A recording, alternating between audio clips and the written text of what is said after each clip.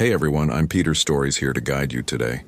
If you use this video to drift off to sleep, please tap like, hit subscribe, and drop a comment telling me where you're watching from and what time it is there. Now settle in, get cozy, and let yourself relax.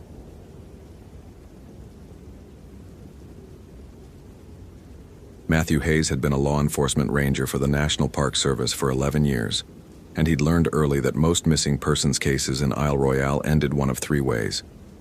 The hiker turned up embarrassed at the wrong trailhead, they turned up injured but alive, or they turned up dead from exposure or a fall. The island was unforgiving, especially in late October when the tourist season had ended and the temperatures plummeted. What he'd never encountered was a case where someone simply ceased to exist. The ferry from Houghton had been rough, the October waves on Lake Superior churning gray and hostile. Matthew stood on the deck despite the cold, watching the dark silhouette of the island emerge from the mist. He'd received the call at 6:47 a.m. Lauren Mitchell, 26, solo backpacker, 3 days overdue from a planned 4-day trek along the Greenstone Ridge Trail. Her emergency contact, a sister in Minneapolis, had grown worried when Lauren missed their scheduled check-in call. Standard procedure, probably hypothermia, maybe a twisted ankle. Matthew had done this dozens of times. The ranger station at Rock Harbor was empty except for Tom Blackwood, the winter caretaker who stayed on the island year-round. Tom was Ojibwe, somewhere in his 70s, with hands gnarled from decades of manual labor and eyes that seemed to measure everything twice before accepting it as real. He was brewing coffee when Matthew arrived, the small cabin filled with the bitter smell. "Bad time to be out there," Tom said without preamble, sliding a chipped mug across the wooden table. "Storm's coming in tonight. Temperature's gonna drop to 15, maybe lower." Matthew nodded, pulling out his topographic map and spreading it across the table. Mitchell started here at Rock Harbor on October 19th. Planned route was Greenstone Ridge to Wendigo, should have been back yesterday. He traced the route with his finger. "You see her when she checked in?" "Young woman, blonde ponytail, blue pack, came through Wednesday morning, seemed prepared enough." Tom's weathered face was unreadable. "Told her the same thing I tell everyone this time of year. Respect the old places, don't camp where the trees are marked." "Marked how?" Matthew asked, though he was already mentally calculating distances and probable shelter points. Tom was quiet for a moment, his fingers wrapped around his own coffee mug. "The old ones, they marked certain places where the boundary is thin. You see trees with deep claw marks, symbols cut into the bark. You move on. You don't ask questions, you just move on." Matthew had heard variations of this from Tom before, local superstitions, folklore passed down through generations. He respected the cultural significance, but his job dealt in facts, weather patterns, animal behavior, human error. "I'll keep that in mind. I'm heading out in 20 minutes. Radio check every 4 hours. Matthew." Tom's voice stopped him at the door. "The Ojibwe have a word. Windigu. The old people. They don't say it out loud, especially not in winter. It's a hunger that walks, a spirit that takes people during the cold months, makes them into something else, something that's always starving." The old man's eyes were serious. "3 times in my life I've seen signs. Trees clawed 15 feet up, tracks that start as human and become something else. Camps abandoned with food still in the pot." He paused. "All 3 times in October or November. All 3 times people went missing." "Tom, I appreciate the warning, but you don't believe, I know. Wasn't asking you to believe. Just asking you to be careful. And if you find her, if she's been out there longer than 3 days without food in this cold," Tom looked away, "sometimes it's better not to find them." Matthew had dealt with enough wilderness deaths to understand what Tom wasn't saying. The desperation of starvation, the hallucinations from hypothermia, the things people did when their minds broke down. "I'll bring her back," he said, and stepped out into the October cold. The trail was well maintained for the first 2 miles, the fallen leaves creating a carpet of brown and gold beneath the bare trees. Matthew moved at a steady pace, his pack carrying 4 days of supplies, emergency medical equipment, and a satellite phone in addition to his radio. The GPS unit on his belt showed his progress along the trail. Technology had made his job easier over the years, turned the wilderness into something mappable and predictable. By noon, he'd reached the first logical camping spot along Lauren's route, a clearing near Daisy Farm with established fire rings and a bear locker. The site was empty, no signs of recent use. He checked the logbook in the shelter. The last entry was from October 15th, 4 days before Lauren had started her hike. He radioed in his position and continued east. The trees began to change as he climbed higher onto the ridge. The birches and maples gave way to darker conifers, their needles creating a perpetual twilight even in midday. The temperature dropped noticeably, and Matthew could see his breath misting in the air. He'd been hiking for 6 hours when he found the first anomaly. The tree was a massive white pine, easily 200 years old, standing sentinel where the trail curved north. Matthew almost missed it, but something about the pattern of shadows made him stop. Deep gouges ran down the trunk, starting about 12 feet up and dragging down to head height.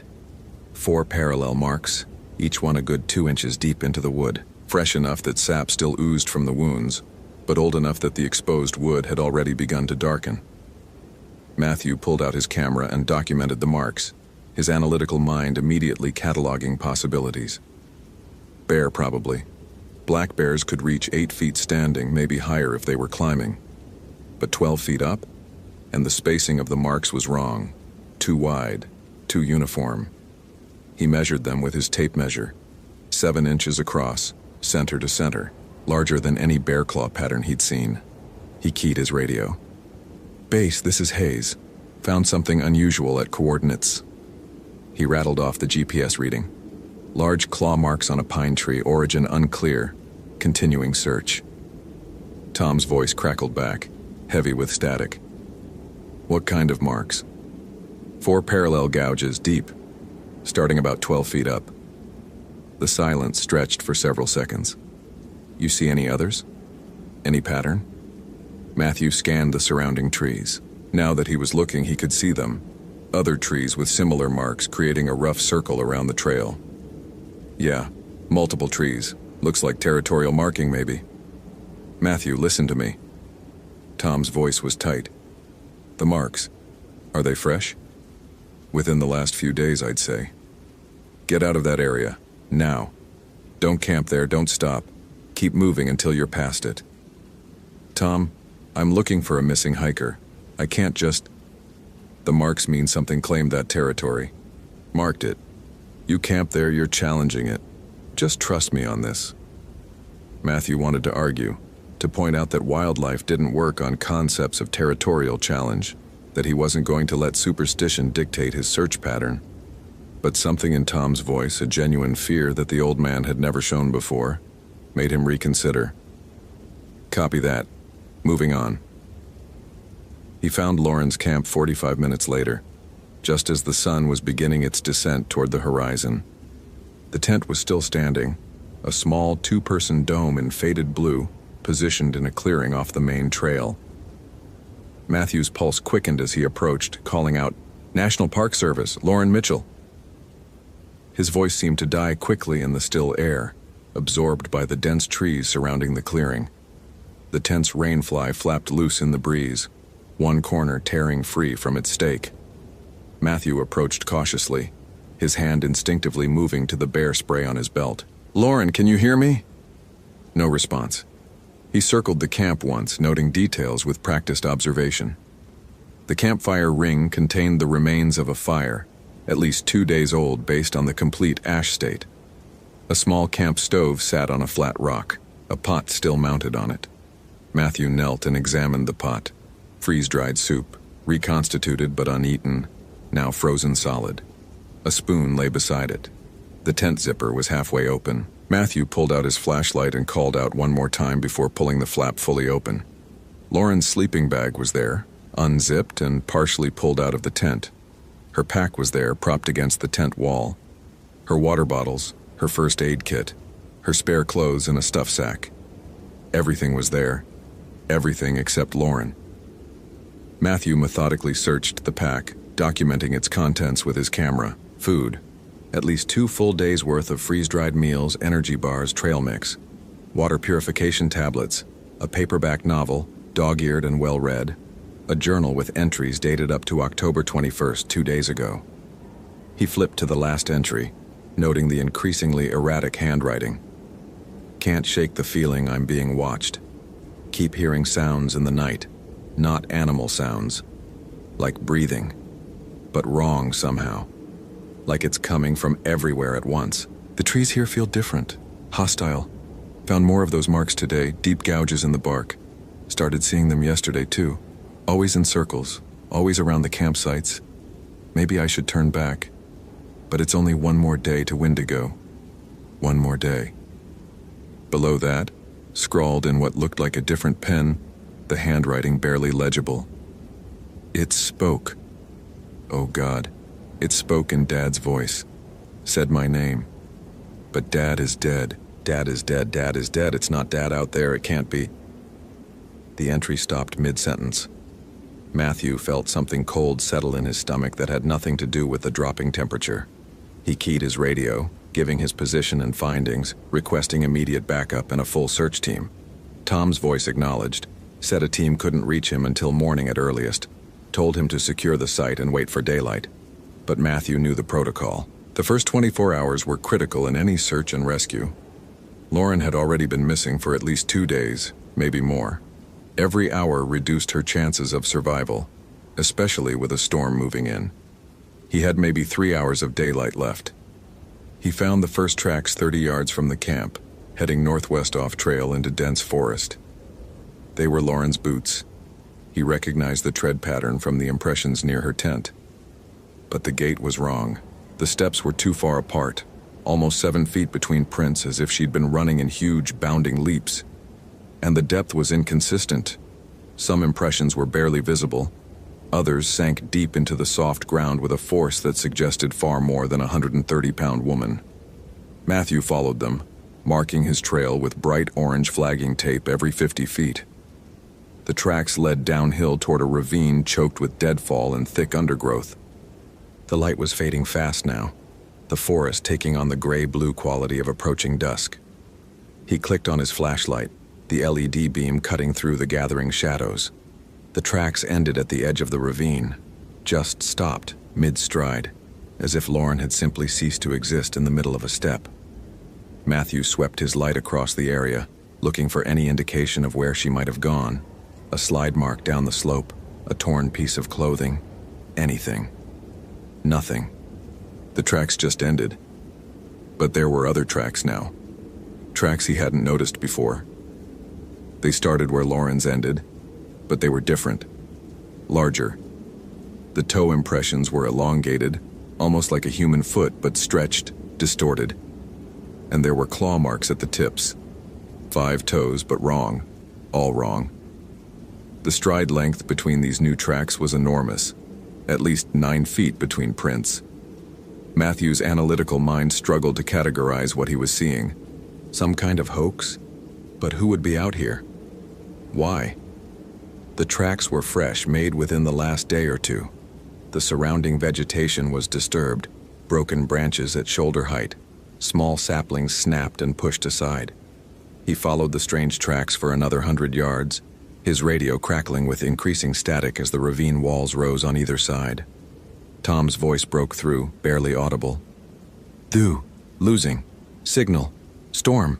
Don't. The radio went dead. Matthew checked his satellite phone. No signal. The ravine must be blocking it. He'd have to climb back up to higher ground. He turned to retrace his steps and froze. 30 feet away, barely visible in the failing light, something stood among the trees. It was tall, at least 7 feet, maybe more. The shape was wrong, too elongated, limbs too thin and yet suggesting an impossible strength. In the shadows and the dim light, Matthew couldn't make out details, just an impression of something that shouldn't exist standing perfectly still and watching him. His training kicked in. National Park Service. Identify yourself. The thing didn't move, didn't respond, just stood there, and Matthew felt with absolute certainty that it was staring at him, evaluating him. This is a federal law enforcement officer.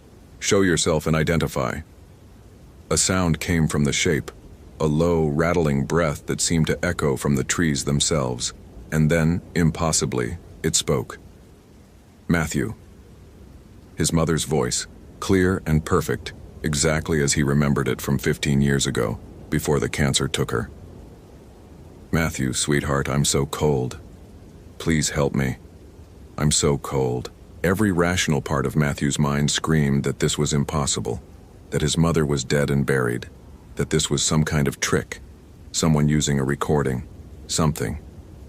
But the voice was perfect. Not just the words, but the inflection, the slight rasp she'd had in her final weeks, the way she'd always pronounced his name with a slight emphasis on the second syllable. Mom? The word escaped before he could stop it. The shape moved, a jerky, wrong motion that covered half the distance between them in a single movement.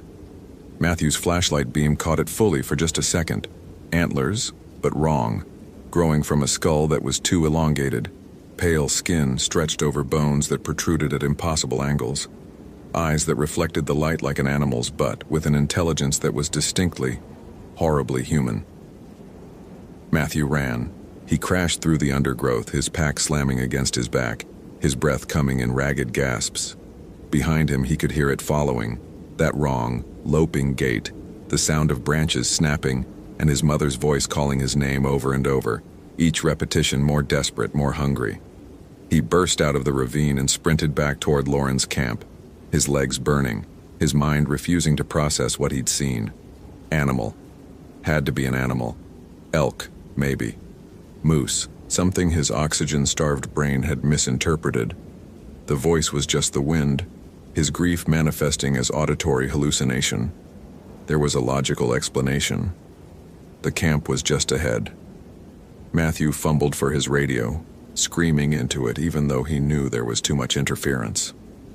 Mayday, Mayday. This is Ranger Hayes. I need immediate extraction. Something is... He saw Lauren.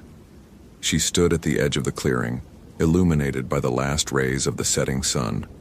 She was barefoot, wearing only the thermal underwear she'd probably slept in, her blonde hair loose around her shoulders.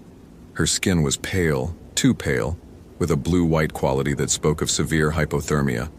But she was standing, walking toward him. Lauren? Lauren Mitchell? Matthew approached cautiously, pulling the emergency blanket from his pack.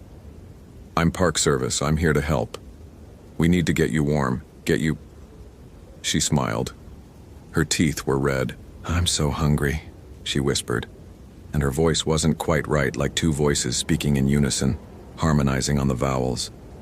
I'm so hungry, Matthew. I ate everything.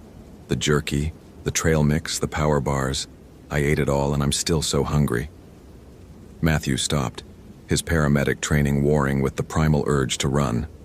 Hypothermia. Severe hypothermia could cause confusion, hallucinations, strange behavior. But the blood on her teeth. What did you eat, Lauren? Her smile widened and Matthew saw that her fingers were red too, the nails torn and bloody. I ate the deer I found, raw. I couldn't wait for fire. Then I ate the fish from the stream. I ate them alive. And I'm still so hungry. She took a step closer. But it told me. It told me if I eat you, I'll finally be full. If I eat you, the hunger stops. Matthew's hand moved to his bear spray, fingers closing around the canister. Lauren, listen to me. You're hypothermic. You're not thinking clearly. Let me help you. It marked me, she said, holding up her left arm. In the fading light, Matthew could see deep scratches carved into her flesh, symbols he didn't recognize, still seeping blood. 3 nights ago, it came to my tent and it marked me and it spoke to me and it changed me. Her voice rose to a scream. I can feel it inside. The hunger. It never stops. I'll do anything to make it stop. She lunged. Matthew sprayed the bear deterrent directly into her face at point-blank range. Lauren shrieked and fell back, clawing at her eyes. Matthew ran past her, heading for the trail, for higher ground, for somewhere he could get a signal and call for help. The sun was gone now, the forest plunging into darkness. Matthew's flashlight beam bounced wildly as he ran, creating manic shadows that seemed to move with predatory intent. He could hear Lauren behind him, Still screaming, her voice mixing with that other sound, that rattling breath, that sense of something massive moving through the forest parallel to the trail. He reached a high point, a rocky outcrop that gave him a view of the dark lake in the distance. His satellite phone showed one bar. He dialed the emergency number with shaking fingers. "This is Park Ranger Matthew Hayes, badge number 42721, Isle Royale National Park. I need immediate evacuation and medical support. I've located missing hiker Lauren Mitchell. She's exhibiting severe hypothermia and violent psychosis. Also requesting backup for..." He paused. What could he say? There's something in the woods that shouldn't exist? That speaks with the voices of the dead? Potential wildlife encounter, unknown species, requesting emergency extraction. The dispatcher's voice was calm, professional. Help was coming. Helicopter would be there at first light. Coast Guard was already mobilizing. 6 hours. He just had to survive 6 hours. Matthew found a sheltered position among the rocks where he could see anyone approaching. He kept his flashlight off to preserve battery, letting his eyes adjust to the darkness. The moon was rising, nearly full, casting everything in silver and shadow. The voice started again around midnight. Matthew. His father this time, dead from a heart attack when Matthew was 12. "Son, I'm proud of you. Come here, let me tell you something important.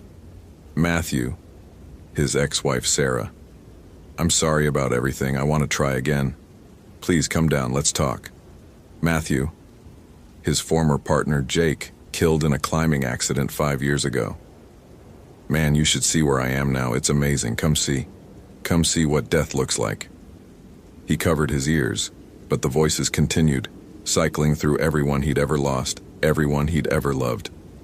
Perfect mimicry, perfect inflection. The thing in the woods had access to his memories somehow, was rifling through his grief like a predator testing for weak points. Around 2 a.m., Lauren appeared at the base of the rocks. She looked worse now. Her skin had taken on a gray-white pallor, and she moved with that same jerky, wrong motion he'd seen earlier. Her eyes reflected the moonlight. "It hurts," she whispered. "The hunger hurts so much, Matthew. Please. I don't want to be this. I don't want to need this, but it burns inside me." The Windigo, that's what it called itself. It breathed on me and I breathed it in, and now it's part of me. The hunger that walks, the winter demon, the spirit of starvation. She was crying, tears running down her blue-white face. I tried to fight it.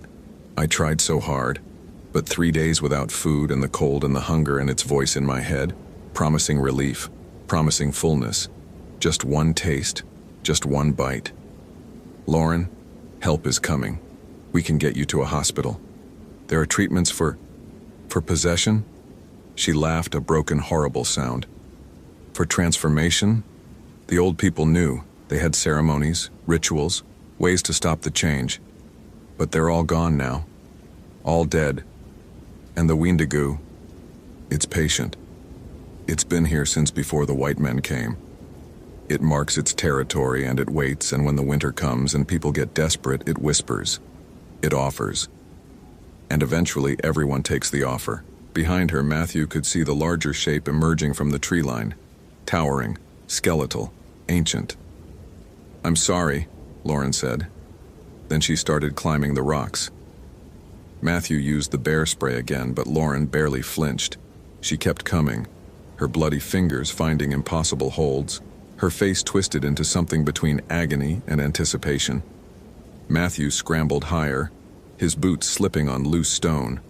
The sound of helicopter rotors cut through the night. Lauren froze, her head snapping toward the sound. The larger shape in the trees shifted, seemed to fold in on itself, and then it was gone, simply vanished as if it had never been there. Lauren stared at Matthew with something like recognition flickering in her distorted features. "Tell them," she whispered. "Tell them about the marks. Tell them about the warnings. Tell them..." She convulsed, her body seizing. "Tell them some hungers can't be fed." She turned and ran into the forest, moving with that impossible loping stride, heading deeper into the island's interior. The helicopter landed 20 minutes later in a clearing a quarter-mile away. Matthew led them back to Lauren's camp, gave his statement, coordinated the expanding search. By dawn, they had 50 personnel on the island, search dogs, thermal imaging equipment. They found Lauren's tracks leading north toward the interior wilderness. They followed them for 3 miles until the tracks became something else, something that didn't match any known animal. They never found Lauren Mitchell. The official report stated that she likely died from exposure, that scavengers had probably scattered her remains, that the challenging terrain and upcoming storm made further search attempts too dangerous. Matthew filed his report, included every detail, every impossible thing he'd witnessed. It was quietly buried in a file marked inconclusive. Tom Blackwood retired 2 weeks later, left Isle Royale for the first time in 40 years, moved to a small town in the Upper Peninsula. Before he left, he gave Matthew a bundle wrapped in leather, sage, tobacco, and a small copper amulet engraved with symbols similar to what Matthew had seen carved into Lauren's arm. Ojibwe protection medicine, Tom said. The elders, they have ceremonies. Didn't want to do them, afraid it would draw attention, make things worse, but after this, he shook his head. The old ones say the Wendigo can be killed, but only with specific rituals. Sacred fire, certain prayers, metal blessed under the winter moon. But mostly you don't kill it, you don't even acknowledge it, you just respect the markers and stay away. Those marks on the trees, Matthew said, how long have they been there? This particular set? I first saw them 23 years ago. They come and go. Sometimes there'll be no marks for years, and I think maybe it's gone, moved on to somewhere else. Then winter comes early, storm traps some hikers, and the marks appear again. Tom looked out over the dark water of Lake Superior.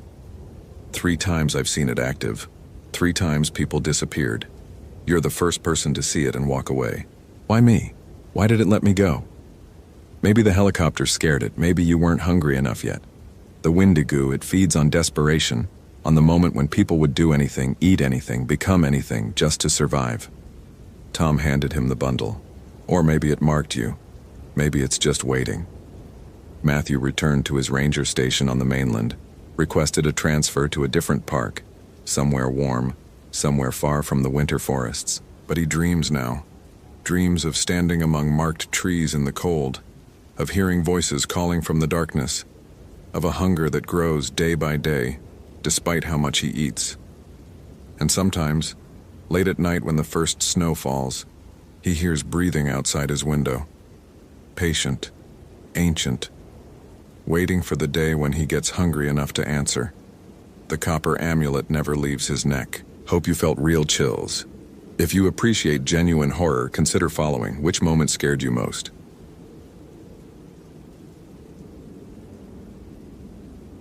Thomas Garrett had coordinated 43 search and rescue operations in Olympic National Park over the past 11 years, and not once had he allowed himself to entertain superstition. Facts, coordinates, search grids, weather patterns. These were the tools that brought people home. When the call came through at 4:47 a.m. on October 19, 2014, reporting a missing backpacker named Rebecca Chen, he approached it exactly as he approached every other case. Methodically, rationally, and with complete confidence in the process. The missing woman had been hiking the Hoh River Trail solo, planning a 3-day traverse to the Blue Glacier. She'd checked in with rangers 2 days prior. Her permit was current. Her gear list was appropriate for the season. She should have returned yesterday morning. When she didn't show up at the trailhead where her Subaru sat waiting, her emergency contact, a sister in Seattle, had made the call. Thomas assembled his team in the pre-dawn darkness outside the ranger station. 6 experienced volunteers, all people he'd worked with before. The October air carried that particular bite that came before the winter rains, sharp and clean. Doug Emerson, his second in command, distributed the topo maps while Thomas briefed them on the basics. 26-year-old female, experienced hiker, properly equipped. Last known position was Hoh River Trail, 17 miles in. Weather's been clear, no storms, temperatures reasonable for the season. This should be straightforward.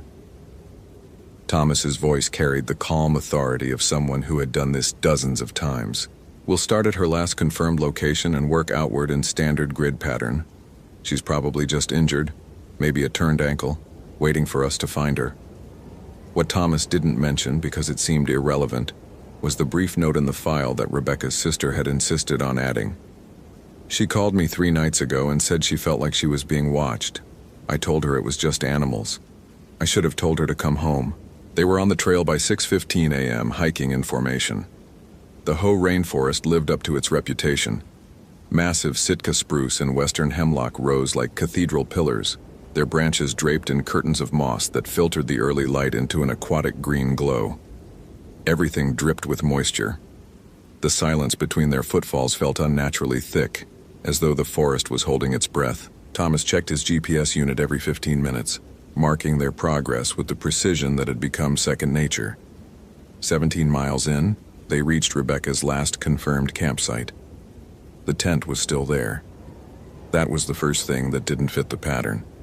The tent stood perfectly intact, no signs of animal interference, no evidence of hasty departure. But it was open, the zipper pulled down as if she'd simply stepped out for a moment. Inside, Thomas found her sleeping bag, her pack, her stove with a pot still attached, oatmeal, half-eaten, 3 days old and beginning to mold. Her phone sat on top of her pack, battery dead. Her journal lay open to the last entry. Thomas read it with growing unease. Something is wrong with the forest. The sounds don't make sense anymore. I keep hearing footsteps that stop when I stop. I keep seeing movement in my peripheral vision, but when I look, there's nothing there. Just trees. Always just trees. But the trees feel wrong, too watching, too hungry. I'm going to pack up at first light and head back. I don't care if I look paranoid. I need to get out of here. The entry was dated 3 days ago. She never made it to first light. Fan out, Thomas ordered, forcing his voice to remain steady. 50-meter radius.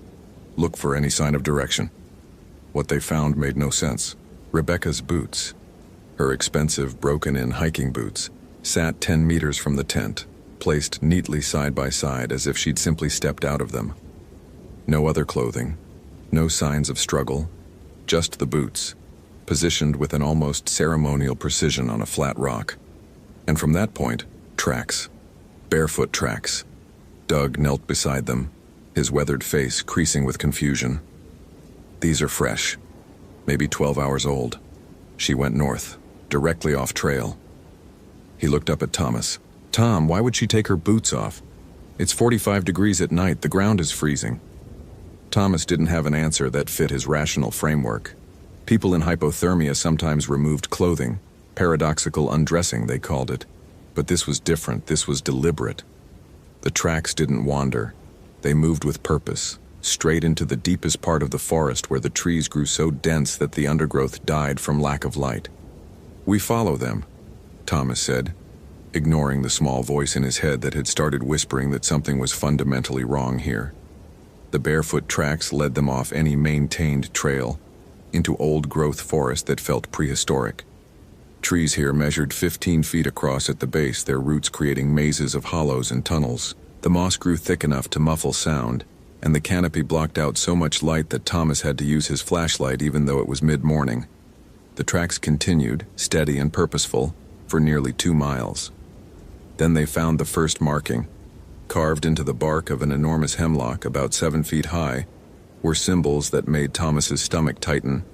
Not words, not anything he recognized as language. Geometric patterns that hurt to look at, angles that seemed wrong, lines that his eyes wanted to slide away from. And below the carving, driven into the tree with such force that it had penetrated 3 inches into the hardwood, was a bone. A human femur, bleached white, impossibly old. Jesus Christ, someone whispered behind Thomas. Doug photographed it with shaking hands while Thomas examined the carving more closely. The wood around the symbols was fresh, the sap still tacky. This had been made recently. Very recently. But the bone looked ancient. Tom, we need to call this in, Doug said quietly. This isn't a lost hiker situation anymore.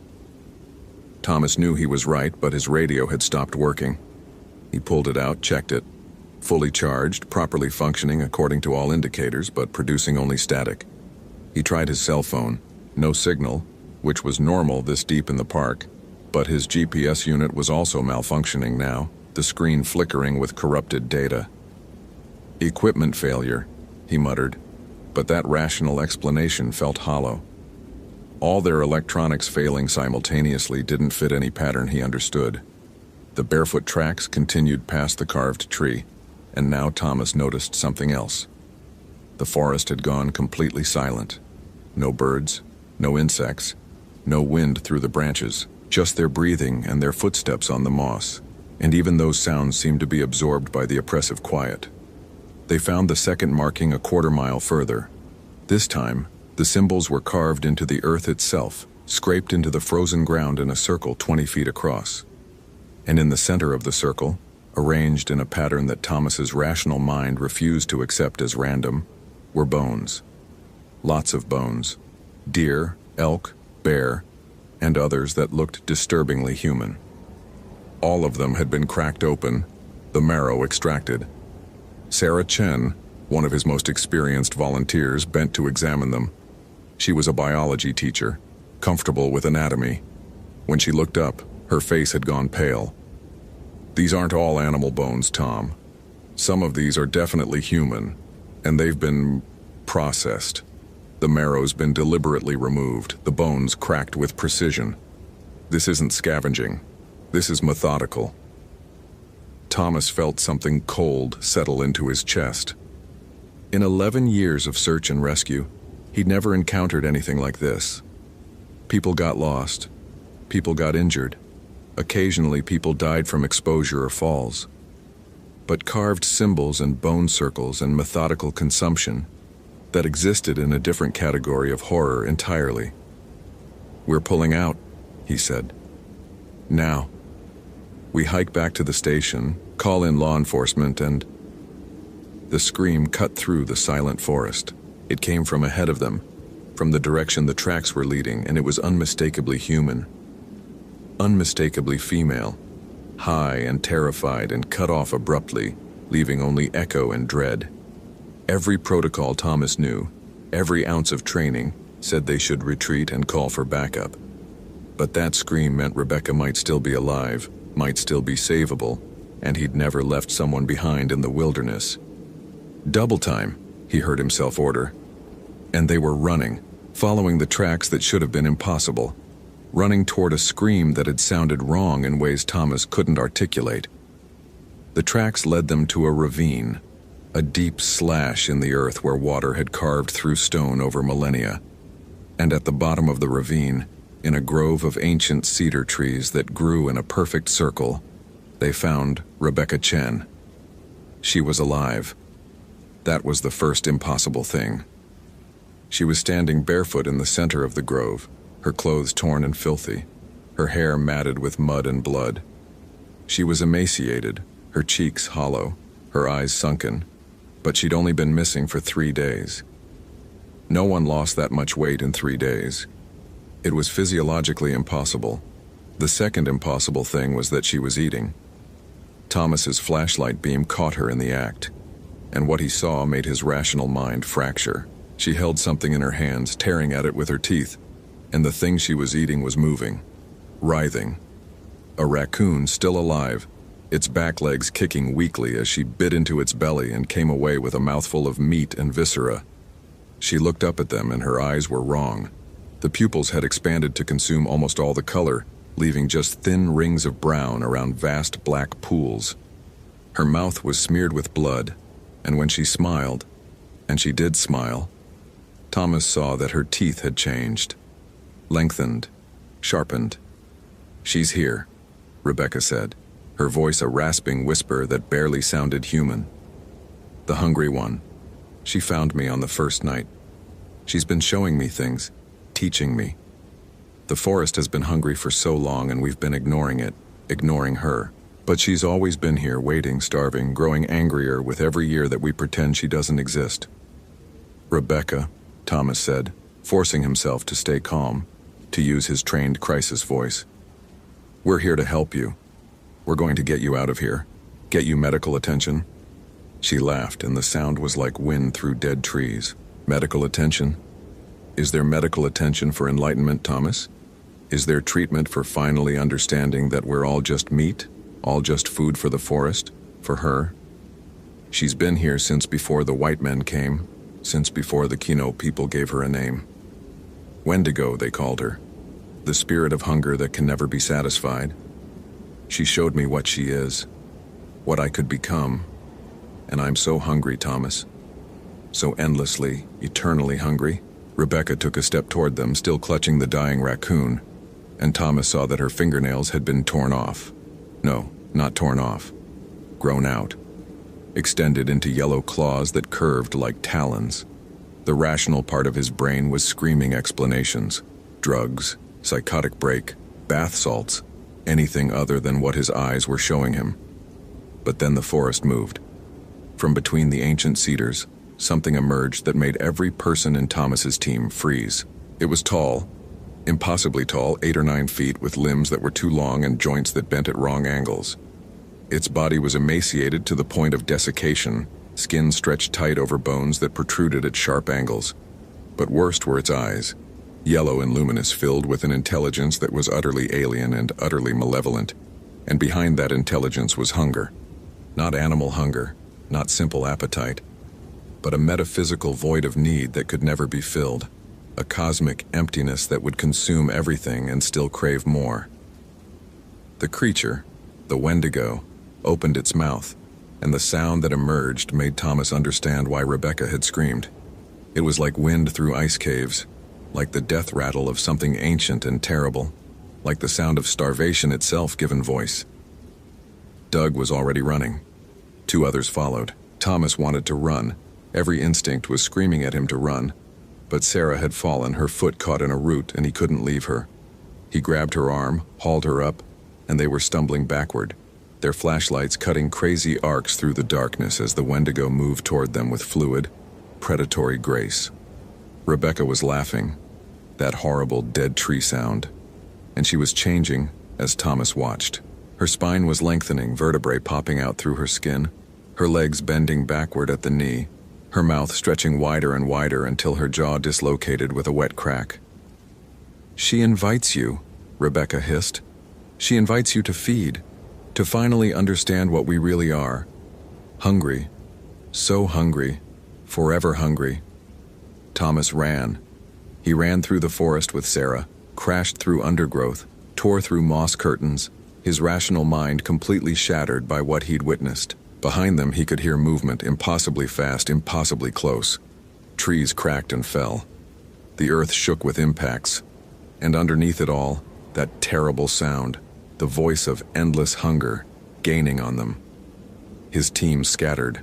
Thomas lost track of Sarah in the darkness, lost track of direction, lost track of everything except the desperate need to survive. His lungs burned, his legs screamed. But the thing behind him never tired, because hunger never tired. Hunger was eternal. Hunger was patient.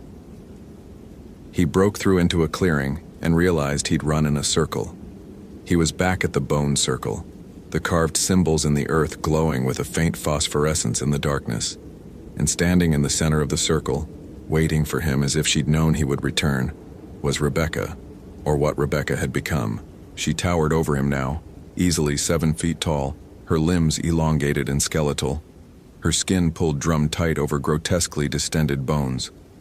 Her mouth was a cavern of teeth, row upon row descending into her throat. Her eyes were those same yellow lights he'd seen in the original Wendigo, burning with insatiable need. "The forest has been hungry for so long, Thomas," she said, and her voice was wind and death and winter starvation. "Fed only on animals, on the occasional lost hiker, on the scraps we give it. But you've brought it a feast. 6 people, 6 meals. And when we're done, when we've consumed you all, we'll walk out of this forest and into your towns, your cities, and we'll teach them all about hunger. Real hunger. The kind that never ends." Thomas's rational mind was gone, burned away by horror, but some deeper survival instinct remained. He grabbed his flare gun from his pack, carried for emergencies, for signaling helicopters. and fired it directly into Rebecca's chest. The magnesium burn caught her dry skin, and she ignited like paper, flames racing across her body. Her scream was agonized and enraged, and the sound brought the original Wendigo crashing into the clearing, the ancient one, the source. It saw Rebecca burning, and it screamed too, a sound that made Thomas's ears bleed, and then it lunged at him with impossible speed. Thomas dropped and rolled, came up running, but he knew it was hopeless. The thing was faster, stronger, eternal. It would catch him. It would consume him. He would become like Rebecca, transformed into hunger incarnate, forever starving, forever feeding, never satisfied. He burst through the tree line and saw lights. Flashlights. His team, or what remained of it, had found the trail. Doug was there and two others waving frantically. Behind Thomas, the Wendigo crashed through the forest, trees splintering in its wake. "Run!" Thomas screamed. But Doug was already on his radio, and through the static, Thomas heard the blessed sound of a helicopter. The search and rescue chopper, called in when they'd lost contact, was minutes away. The Wendigo stopped at the edge of the tree line, its yellow eyes fixed on Thomas with frustrated hunger. It wouldn't cross into the open, into the space where humans had pushed back the wilderness. Not yet. Not until it was stronger. Until there were more of them. More hungry ones to spread the curse. Rebecca's burning body staggered out of the forest behind the creature, still somehow alive, still moving, the flames consuming her transformed flesh. She reached out toward Thomas with charred claws, her mouth working soundlessly, and then she collapsed, still burning, and finally stopped moving. The Wendigo watched Thomas for a long moment, and in its eyes, he saw promise. "We will meet again," those eyes said. "The hunger is patient. The hunger always wins." Then it melted back into the forest, and the oppressive silence broke as the helicopter thundered overhead. They pulled 4 people out of Olympic National Park that day: Doug, Thomas, and 2 volunteers. Sarah and the other 2 were never found. The official report listed the incident as a tragic search and rescue operation, complicated by severe mental break of the missing subject, likely due to exposure and starvation-induced psychosis. Rebecca Chen's remains were recovered and tested. The medical examiner noted unusual bone deformations and atypical skeletal development, but attributed it to the fire damage. The case was closed. Thomas submitted his resignation 3 weeks later. He couldn't coordinate search and rescue anymore because he couldn't lie to the families anymore. He couldn't send people into Olympic National Park knowing what was waiting in the deepest parts of the forest. He couldn't pretend that rational explanations were sufficient. He moved to Portland, got a job as a logistics coordinator for a shipping company, and tried to forget. But on cold October nights when the wind moved through the trees outside his apartment, he sometimes heard it. That terrible sound of endless hunger, calling from the wilderness, patient and eternal. And he knew that the carved symbols were spreading, that more hikers went missing every year in parks across the Northwest, that the hunger was growing, transforming, multiplying. Rebecca had been right about one thing. The forest had been ignored for too long, and now it was hungry. So terribly, endlessly hungry. Thomas never hiked again. Hope you felt real chills. If you appreciate genuine horror, consider following. Which moment scared you most?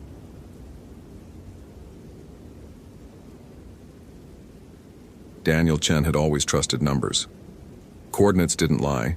Elevation data didn't deceive. In his 12 years as a geospatial cartographer for the Olympic National Forest Service, he'd mapped over 800 square miles of Washington wilderness with sub-meter accuracy. The forest was quantifiable, measurable, knowable. That certainty ended the morning Rachel Morrison's GPS beacon flatlined in the Hoh rainforest. The call came at 6:47 a.m. on October 12, 2014. Daniel was reviewing topographic overlays in his Port Angeles office when his supervisor, Tom Bridger, appeared in the doorway with the particular expression that meant something had gone wrong in the backcountry. "Rachel's spot tracker stopped transmitting 4 hours ago," Tom said without preamble. "Last ping was deep in the Hoh, about 2 miles past the Mount Olympus Trail junction. She was mapping that new backcountry route we discussed." Daniel's fingers paused over his keyboard. Rachel was one of their contract field surveyors. Competent, experienced, cautious to a fault. She'd been collecting waypoints for a proposed wilderness corridor that would connect two existing trail systems through previously unmapped old-growth forest. It was routine work, safe work. Equipment failure? Daniel asked, already knowing the answer. Rachel carried redundant systems, GPS unit, satellite messenger, backup batteries, everything by the book. Maybe, or maybe she's in a dead zone. Tom didn't sound convinced. I need you to go in. You know her survey protocol better than anyone, and you know that terrain. SR won't mobilize until she's been missing 24 hours unless we have evidence of injury. Daniel was already reaching for his pack. The rational part of his mind, the part that had earned him a master's degree in geographic information systems, insisted this was simple equipment malfunction. The deeper, quieter part that had grown up listening to his grandmother's stories about spirits in the mountains felt a cold finger trace his spine. He was on the trailhead at Ho River by 9:15 a.m., moving fast through the cathedral silence of the rainforest. Sitka spruce and western hemlock rose like organic pillars into the fog, their trunks shaggy with club moss. Everywhere, growth consumed growth. Nurse logs birthing new trees, sword ferns erupting from decay. The entire forest engaged in a slow-motion battle between life and decomposition. The air tasted green and ancient. Daniel had hiked this trail dozens of times, but he'd never quite shaken the feeling that the Ho wasn't entirely welcoming to human presence. The Kino people had stories about certain areas being sexwam, forbidden, places where the boundary between worlds wore thin. The Park Service cataloged these as culturally sensitive sites in their GIS database, clinical terminology for something that predated maps by millennia. Rachel's last coordinates put her 16 miles in, past where most day hikers turned back. Daniel maintained a steady pace, his mind automatically processing the terrain. Gradient, aspect, hydrology. This was his comfort zone, the physical world rendered as data. But as he pushed deeper into the rainforest, he noticed something that nagged at his surveyor's instincts. The trail markers seemed off. Not missing, but slightly displaced, as if someone had moved them inches to the left or right of their proper positions.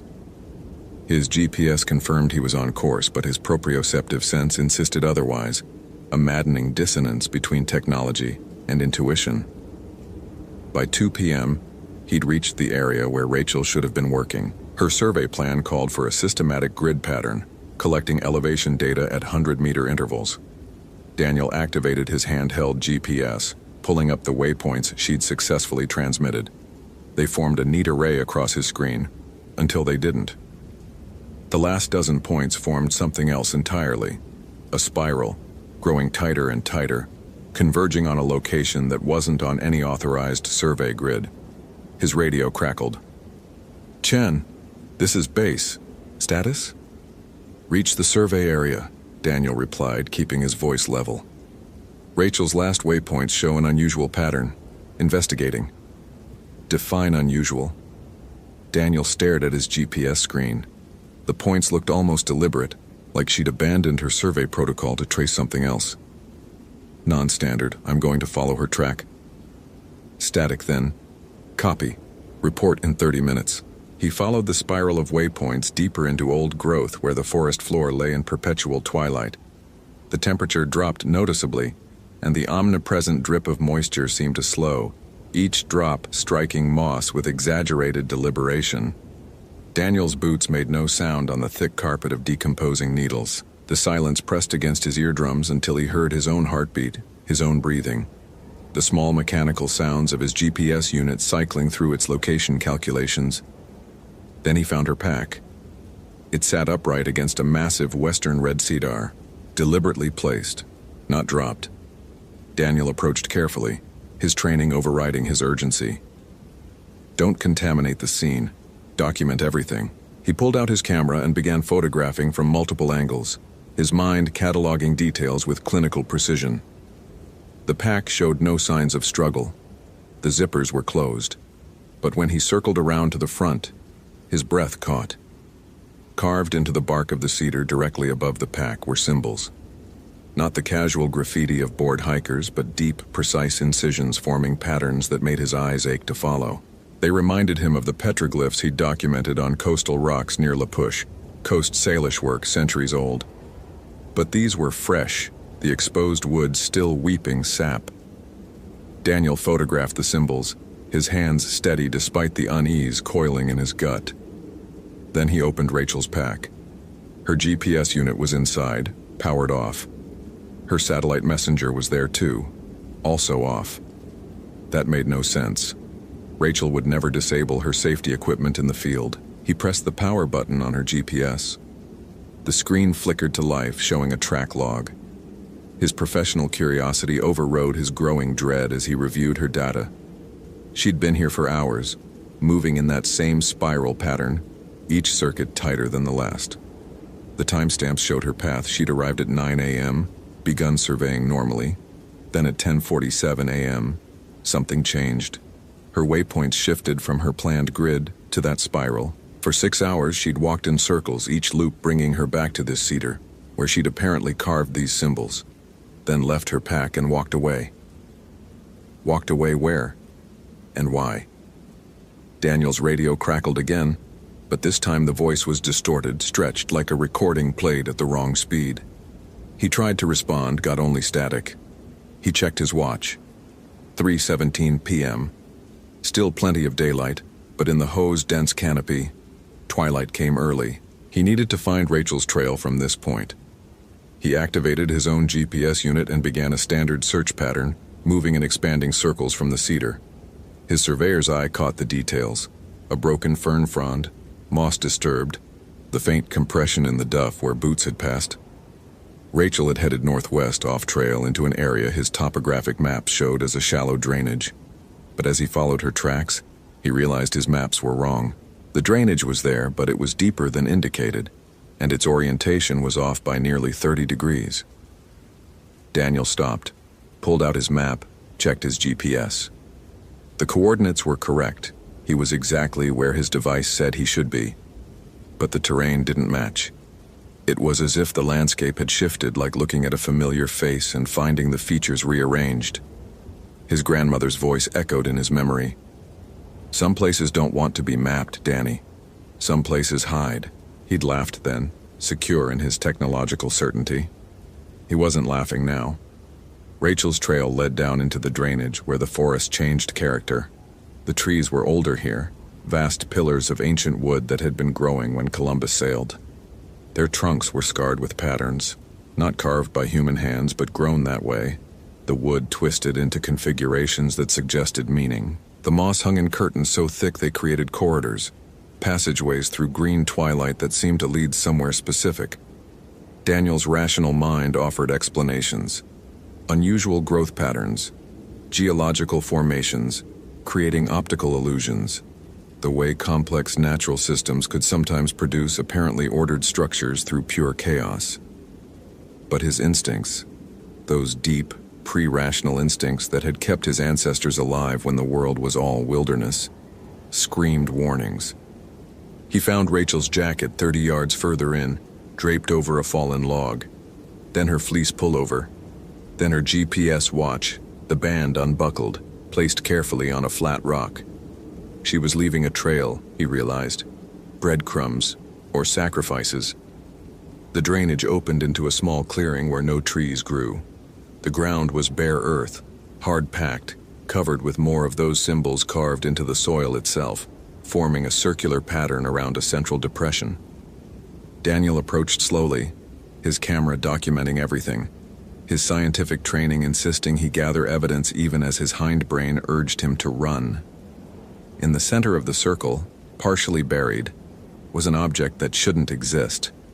It looked like driftwood at first glance, smooth, water-worn, bleached white. But as Daniel knelt beside it, careful not to disturb the carved circle, he realized it was bone.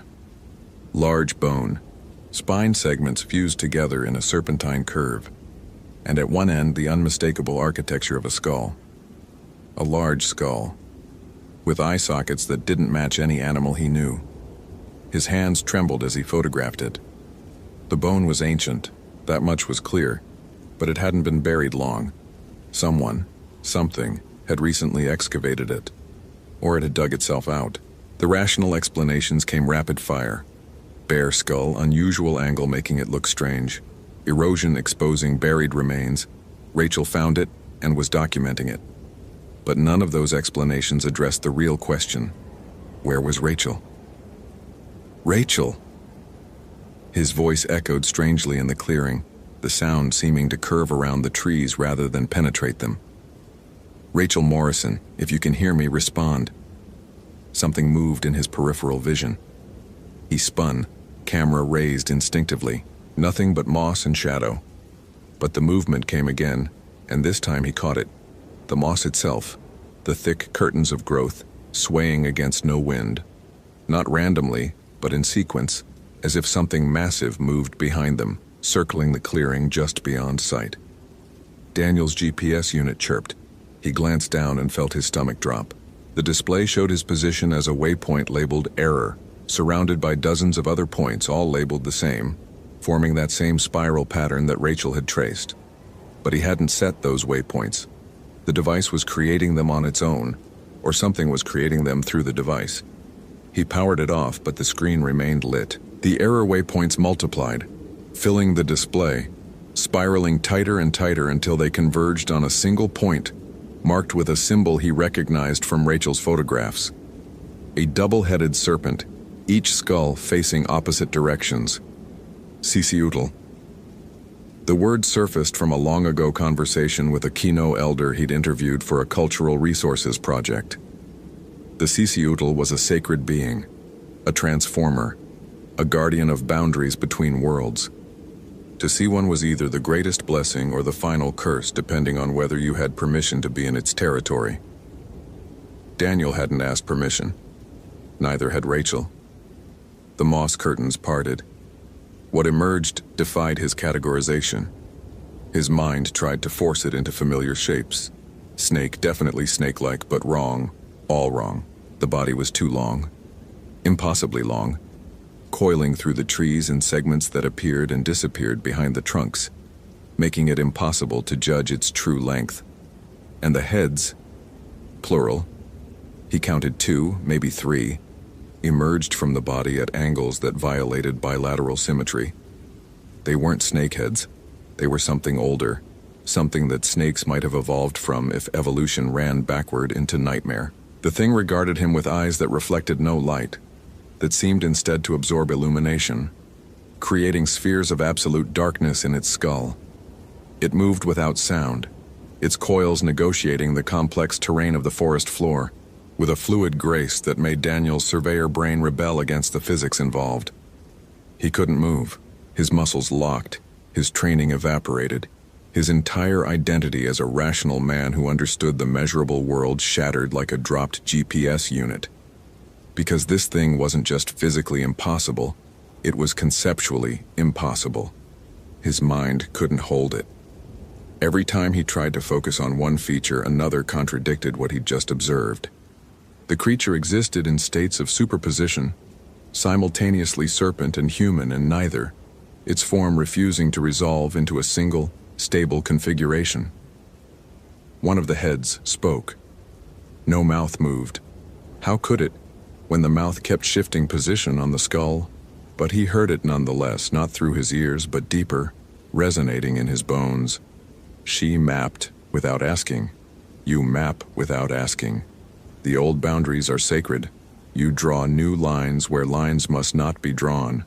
Daniel tried to speak, managed only a strangled sound. She walks the spiral now, the ancient path. She will reach the center, and then she will understand what she has disturbed. Where? The word tore from Daniel's throat. Where is she? The Sisiutl shifted, and the movement revealed Rachel. She stood 30 feet away at the clearing's edge, but Daniel hadn't seen her until the creature allowed it. She was naked, her skin marked with the same symbols that scarred the cedar. But these markings moved, crawling across her flesh in slow migration. Her eyes were open but unseeing. locked on some vista beyond the physical forest. "Rachel!" Daniel lunged forward, but the earth between them liquefied, became water, became shadow, became something his brain registered as not space, a gap in reality he couldn't cross. "She completes the spiral," the Sisiutl said. "She retraces what should not have been traced. She erases what should not have been drawn. Your maps lie, your numbers lie, your machines lie. This land remembers what it was before you measured it." Rachel moved, taking a step that covered impossible distance, suddenly closer to the exposed bone at the clearing's center. Daniel realized with horror that the bone wasn't remains. It was a threshold, a marker, a doorway. No. He grabbed for his radio, his camera, anything, but his hands passed through his equipment as if it were smoke. Or as if he were smoke. He looked down at his hands and saw them flickering, partial, his flesh strobed between presence and absence. "You cannot photograph what unmakes photography," the Sisiutl intoned. "You cannot map what undermaps itself. But you have traced her spiral. You have followed her circles. You are on the path now, cartographer. You will complete what she began." Daniel's GPS unit, still lit despite being powered off, showed his position changing, waypoints appearing in sequence, drawing that spiral tighter. He wasn't moving, but the forest was, rotating around him, the trees engaging in their own slow dance, revealing new configurations, old configurations, the true shape of the land before humans had imposed their grid. His grandmother had been right. Some places hide. Some places actively resist being known. Rachel reached the bone. She knelt beside it, and her hands, those hands that had held GPS receivers and field notebooks and had shaken his hand when they'd met at the regional GIS conference 3 years ago, began to dig. Not frantically, but with ceremonial precision, excavating around the exposed spine, following it down into the earth. Daniel tried to run, but his legs moved him forward instead, toward the clearing's center, toward Rachel, toward that threshold of ancient bone. His training screamed at him, "This isn't real. It's hypothermia, it's hallucination, it's contaminated water. It's carbon monoxide from a hidden volcanic vent. It's anything but what it appears to be." But he knew. With the certainty he'd once reserved for coordinate systems and datum calculations, he knew. This was realer than real. This was what lay beneath the maps, the truth that cartography covered up. The world as it existed before humanity's desperate need to measure and contain and control. The Sisiutl circled closer, its coils defining the boundaries of the clearing, and Daniel understood that the clearing wasn't a natural feature. It was the creature itself, its body forming the space, the territory it guarded. He'd been inside it all along. "Your colleague found the old paths. The routes we walked before your kind came with their chains and their compasses. She began to see the true forest. Now she must complete the seeing, and then she must unsee, and in unseeing, restore what was disturbed." Rachel's digging exposed more bone, vertebrae connecting to ribs, ribs to limbs, limbs to something that looked disturbingly human, if humans had been built on a serpentine template. She showed no distress, no fear, only focused attention as she uncovered what had been buried, or what had buried itself. Daniel's feet touched the edge of the clearing. The symbols carved into the earth began to glow, not with light, but with absence of light. Black lines becoming blacker, infinite chasms in the forest floor. His GPS unit chimed continuously now, waypoints spawning exponentially, his position listed as everywhere and nowhere, his elevation reading oscillating between positive and negative infinity. "Please," he whispered, and he didn't know if he was talking to the Sisiutl or to Rachel or to the forest itself. "I just want to find her. I just want to take her home. She is home.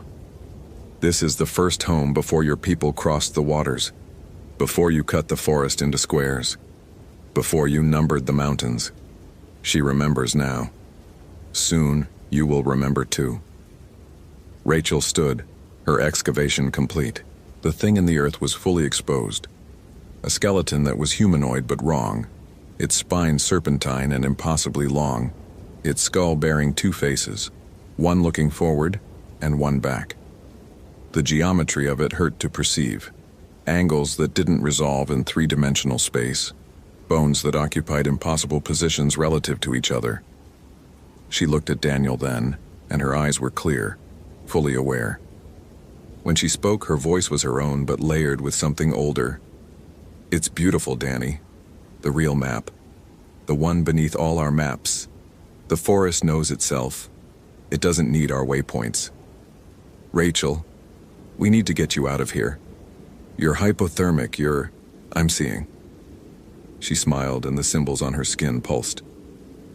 For the first time, I'm actually seeing. Not measuring, not recording, not reducing to data. Just seeing. The Ciciotl showed me. Our surveys were drawing new boundaries over sacred ones. Every GPS point we collected was like nails in the Earth's skin. We were pinning it down, holding it to our version of reality. Daniel's mind reeled. This was madness. This was exposure psychosis. This was anything but. But his GPS unit showed him the truth. Overlaying his current topographic map with Rachel's completed spiral survey created a pattern. The waypoints, when connected, formed the exact shape of the skeleton at his feet. She hadn't been collecting random points. She'd been tracing something that existed in a dimension his instruments could barely detect. A structure that underlay the physical forest, the bones of the world before it was named. The Kenote elders were right, Rachel continued. Some boundaries are real, Danny. Not political, not arbitrary lines on a map. Real boundaries between worlds, between what was and what we pretend is. Our trail system was about to cut through a threshold. The Ciciotl couldn't allow it. So it took you? Daniel's voice cracked. As what? A sacrifice? As a correction. Rachel knelt again, placing her hands on the skeleton. Everything we map, we change. By observing and recording, we collapse possibilities. The forest here existed in multiple states simultaneously, was simultaneously mapped and unmapped, known and unknown. Our survey was forcing it to choose. The Ciciotl is just making sure it chooses its true form. The creature moved, and Daniel finally understood its shape. It wasn't inside the clearing, it was the clearing and the forest and the drainage, and possibly all 16 miles he'd hiked. The Ciciotl was territory itself made manifest, the living embodiment of place, of boundaries, of the sacred geography that predated all human cartography. She understands, it said, and all its heads turned toward Daniel. Do you understand, measurer of mountains? Your maps will never be complete. Your coordinates will never be certain. For every line you draw, we erase 2. For every point you plot, we shift 3. The land refuses you. I'm just doing my job, Daniel said weakly. Then choose a different job, or choose to join her in the spiral. She will walk it until it ends, until she reaches the center where all maps collapse. And then she will step through, into the unmapped country, and she will be free of your numbered world. Rachel was fading. Not dying, worse than dying. Becoming translucent, her body taking on the quality of the moss, the ferns, the mist. She was becoming part of the forest, or the forest was becoming part of her. The boundary between person and place dissolving. Rachel, no! Daniel rushed forward, but the symbols stopped him, their black lines becoming chasms he couldn't cross. He watched helplessly as she completed her transformation, her human form fragmenting into green light and shadow, her substance distributing across the clearing, seeping into the earth, rising into the canopy. Her final words reached him not as sound, but as a feeling. Thank you for trying to find me. Now stop looking. Then she was gone, and Daniel was alone in the clearing with the Ciciotl and the skeleton and his useless GPS unit that now showed nothing but error messages. You have 2 paths, cartographer, the creature said. Walk the spiral as she did, complete the unseeing, and join the forest in its true form. Or leave this place, return to your numbered world, and carry the knowledge that beneath every map is a lie, beneath every coordinate is chaos, and some places can never, will never, should never be known. Daniel's mind spun. His training insisted this was impossible. His rationality demanded explanations, but his eyes showed him Rachel's empty clothes on the forest floor. His GPS showed him waypoints that spelled out warnings in patterns only he could see, and his heart, his traitor heart that had always suspected numbers couldn't contain the whole truth, whispered that the Sisiutl was right. "Let me leave," he said finally. "I'll cancel the survey. I'll recommend the area be classified as whatever keeps people out. Culturally sensitive?" The Sisiutl's laugh was the sound of rock slides and falling trees. "Your labels are meaningless. But yes, go. Tell your stories. Your colleagues will call you mad. Your supervisors will demand your maps. But you will know the truth now, always. Every map you make, you will see the lies in it. Every boundary you draw, you will feel the real boundaries pushing back." The forest rotated again, and suddenly Daniel was standing at the trail junction, 16 miles from where he'd been. 6 hours compressed into an instant or expanded into eternity. His pack was at his feet. His GPS showed his position accurately for the first time in hours. The sun was setting, painting the rainforest canopy in blood-red light. He looked back toward where the clearing should be, but saw only undifferentiated forest, trees and moss and shadow indistinguishable from any other patch of the Ho. If he tried to find it again, he knew he wouldn't. The land would rearrange itself. The Sisiutl would hide its threshold. Daniel hiked out in darkness, his headlamp cutting a narrow tunnel through the black. At the trailhead, a search and rescue team was mobilizing. Tom Bridger ran to him immediately. "Chen? Thank God. We've been trying to raise you for hours. Did you find any sign of Morrison?" Daniel opened his mouth to explain, to tell them about the clearing and the Sisiutl and Rachel's transformation. But the words wouldn't come. Because how could he explain? How could he make them understand that Rachel wasn't lost? She'd been found, claimed, returned to a state that predated maps and names and the human need to know. "I found her pack," he said finally, "and her equipment. She was..." He stopped. What was she? Dead? Transcended? Absorbed? She went off trail. Deep. I couldn't follow in the dark. We'll need a full team. They never found her. The search lasted 3 weeks, covering 40 square miles, deploying helicopters and dogs and thermal imaging. Daniel led them everywhere except the clearing, because every time he tried to navigate there, his instruments failed, his maps contradicted themselves, and the forest simply refused to lead them to that threshold. Eventually, Rachel Morrison was declared lost and presumed dead. Her memorial service drew 200 people. Daniel attended, said nothing, and watched her parents weep for a daughter who wasn't dead, but had become something they could never comprehend. He quit the Forest Service 6 months later. His final act was to recommend that the proposed trail corridor through the Ho be permanently canceled due to terrain instability and cultural significance.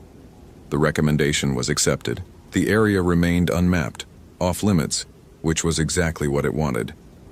Daniel became a high school math teacher. He never mapped again. But sometimes, when he looked at GPS coordinates or topographic maps or any human attempt to impose order on wild places, he saw the lies. Saw the places that resisted, the territories that remained sovereign, the boundaries that existed beyond human comprehension. And late at night, when insomnia kept him staring at the ceiling, he wondered if Rachel was happy in her unmapped country, if she walked eternal spirals through forests that refused to be numbered, if she'd found peace in becoming what couldn't be charted or measured or known. His GPS unit sat in a drawer, powered off but its screen still lit, still showing that spiral of error waypoints converging on a symbol of a double-headed serpent. Sometimes it chirped, a notification for messages from coordinates that didn't exist. Daniel never looked at those messages. He knew what they said. Some places don't want to be mapped, Danny. Some places hide. His grandmother had been right all along.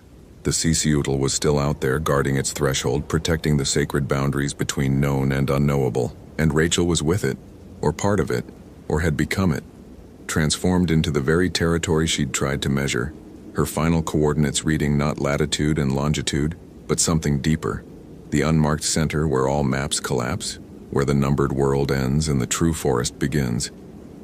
Daniel carried that knowledge like a stone in his chest. Not guilt. He couldn't have saved her because she didn't need saving. She'd found what every cartographer secretly fears and secretly yearns for, a place that absolutely, permanently, magnificently refuses to be known. Hope you felt real chills. If you appreciate genuine horror, consider following. Which moment scared you most?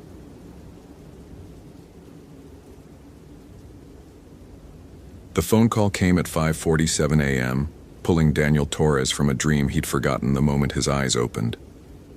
The ringtone, a simple, persistent buzz, cut through the pre-dawn silence of his ranger station like a blade. Olympic National Park, Ranger Torres speaking.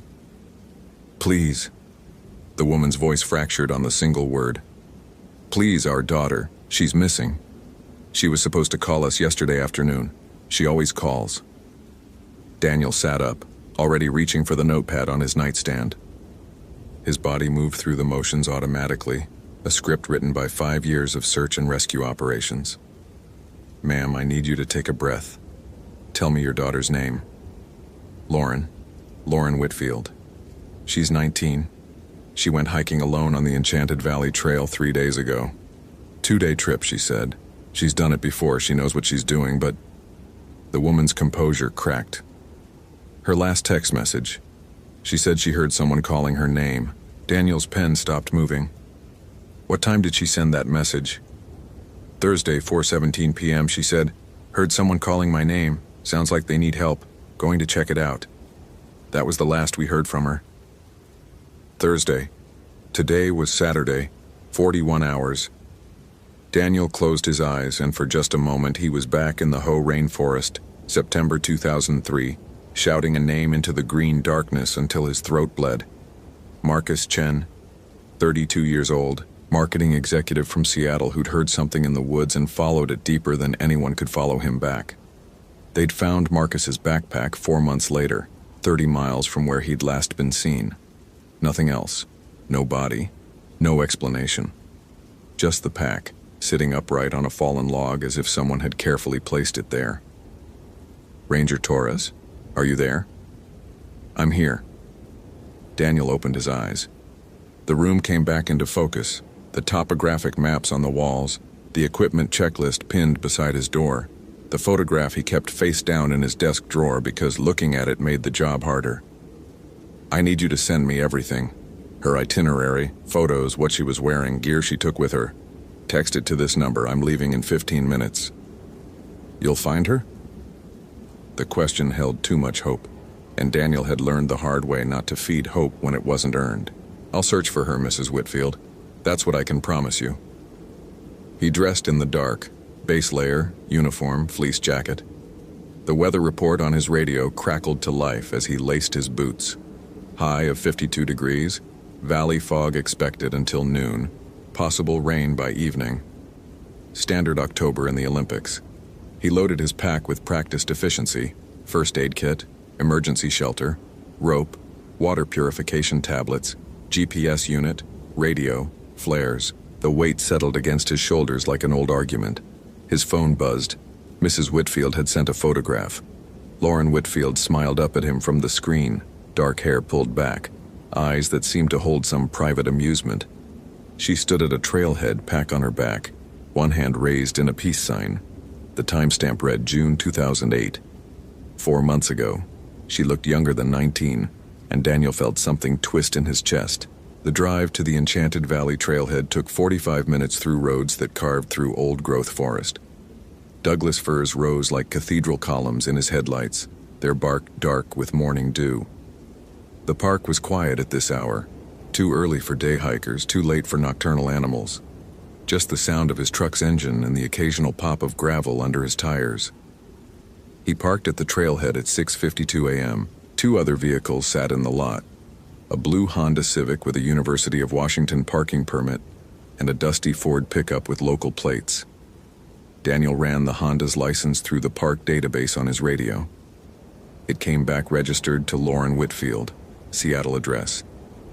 The trail began where pavement ended, a narrow path that disappeared into fog so thick Daniel could barely see 20 feet ahead. He clicked on his headlamp and started walking. The Enchanted Valley Trail was one of the park's most popular routes. 13 miles one way through temperate rainforest, to a valley ringed by waterfalls that cascaded down granite walls like ribbons of silver. Beautiful in summer, treacherous in October. The trail crossed the Kino River multiple times, and autumn rains could turn gentle crossings into impassable rapids overnight. Daniel moved at a steady pace, eyes scanning the ground for signs. Boot prints, size 7 or 8, probably women's, appeared in the mud every 100 yards or so, confirmation that Lauren had made it at least this far. The prints were clear, deliberate, showing no signs of stumbling or running. She'd been walking with purpose. At mile 3, the trail descended toward the first river crossing. The water ran higher than Daniel liked, gray and fast, swollen with rain from earlier in the week. The log bridge looked solid enough, but the wood was slick with moss. He crossed carefully, one hand on the rope railing. Lauren's boot prints picked up on the far side, still heading deeper into the valley. "Lauren Whitfield!" Daniel's voice echoed off the trees and died quickly, absorbed by the fog. "This is Ranger Torres with Olympic National Park. If you can hear me, call out." Nothing. Just the rush of water and the drip of condensation from leaves overhead.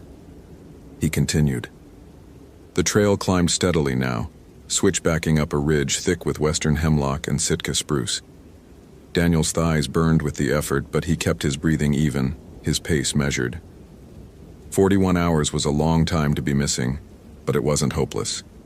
People had been found after weeks in the wilderness. Lauren was young, fit, experienced. She had a chance.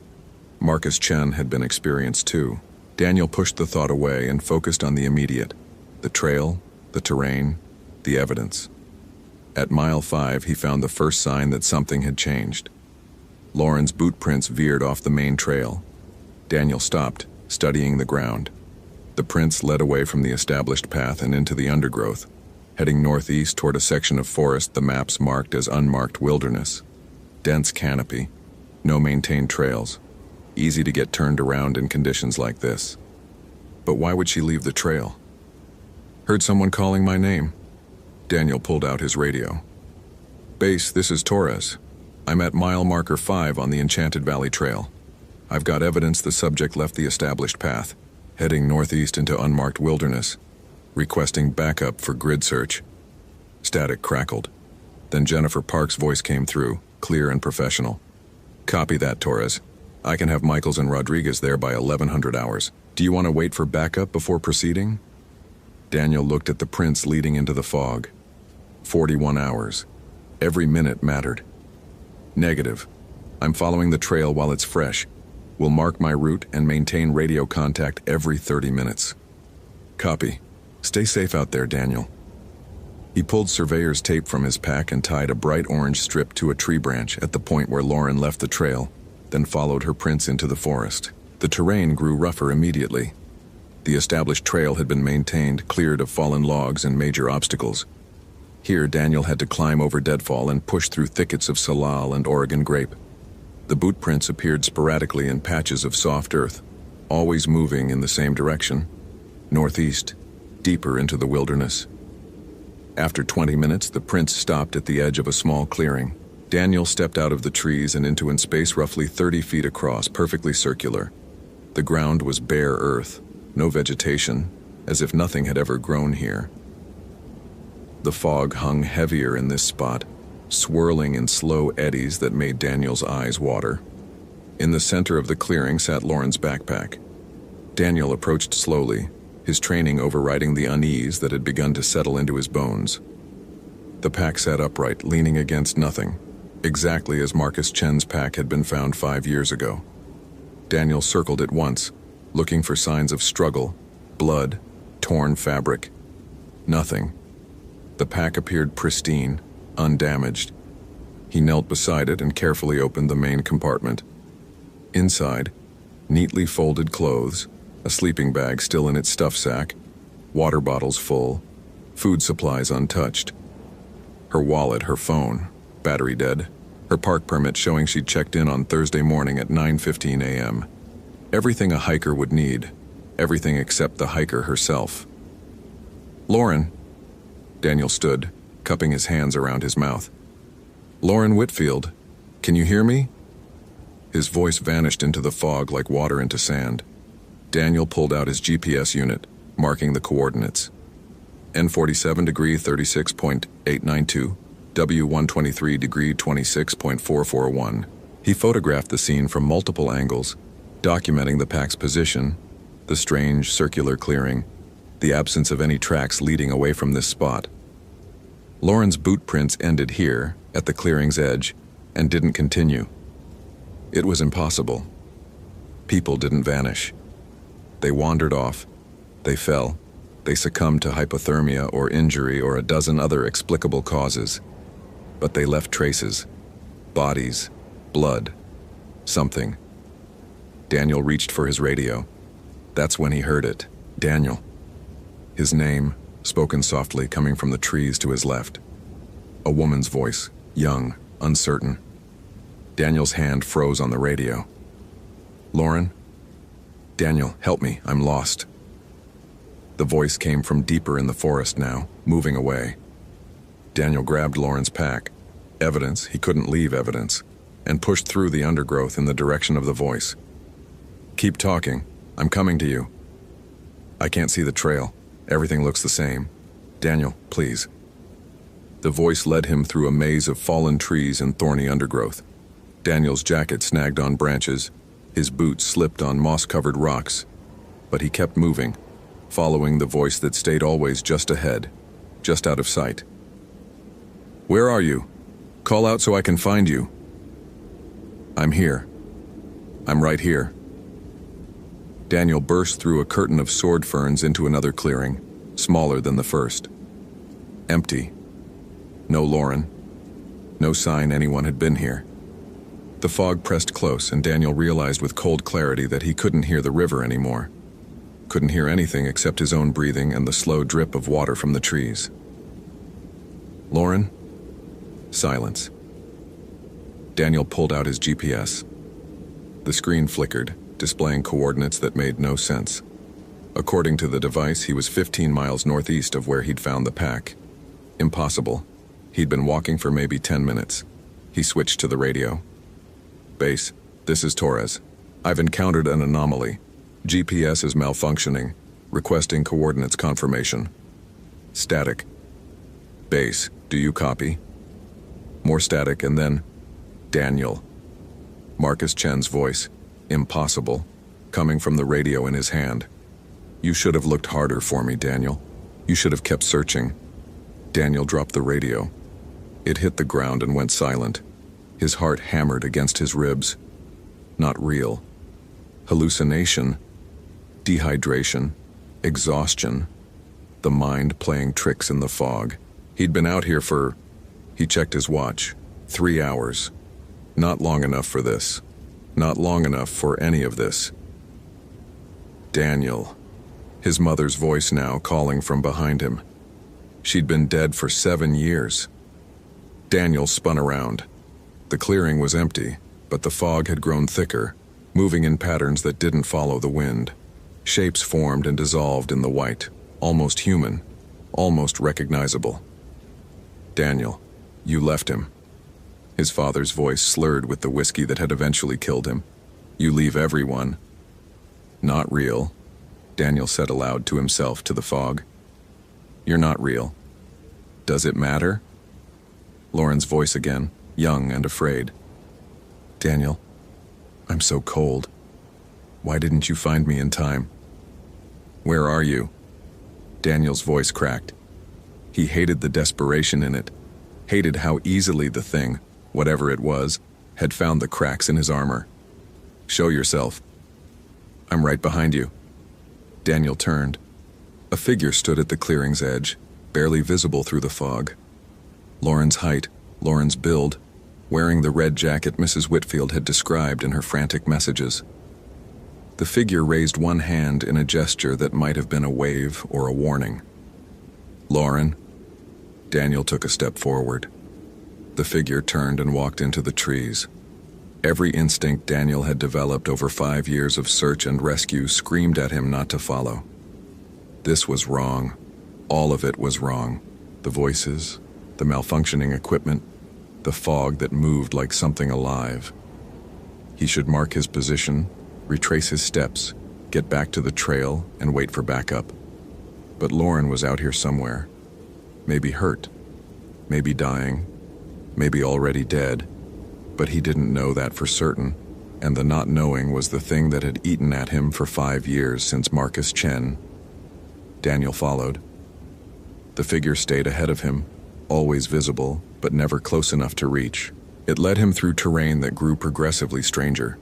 Trees that grew in spirals, rocks carved with patterns that looked almost like writing, a stream that ran uphill. The fog thickened until Daniel could barely see his own hands. He walked for what felt like hours, though his watch insisted only 20 minutes had passed.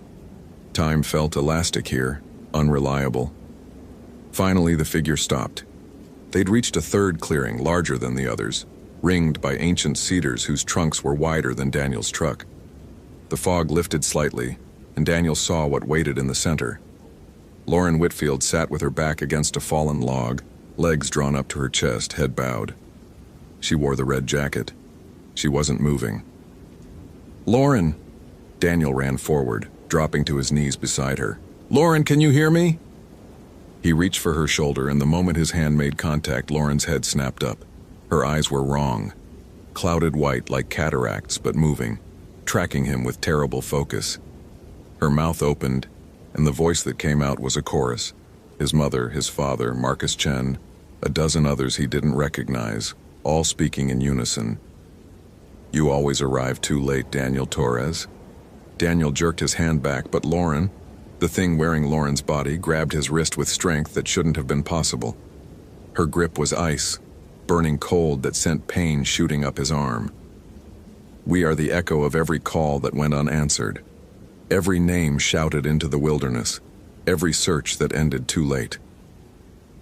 The voices layered over each other, creating harmonies that hurt to hear.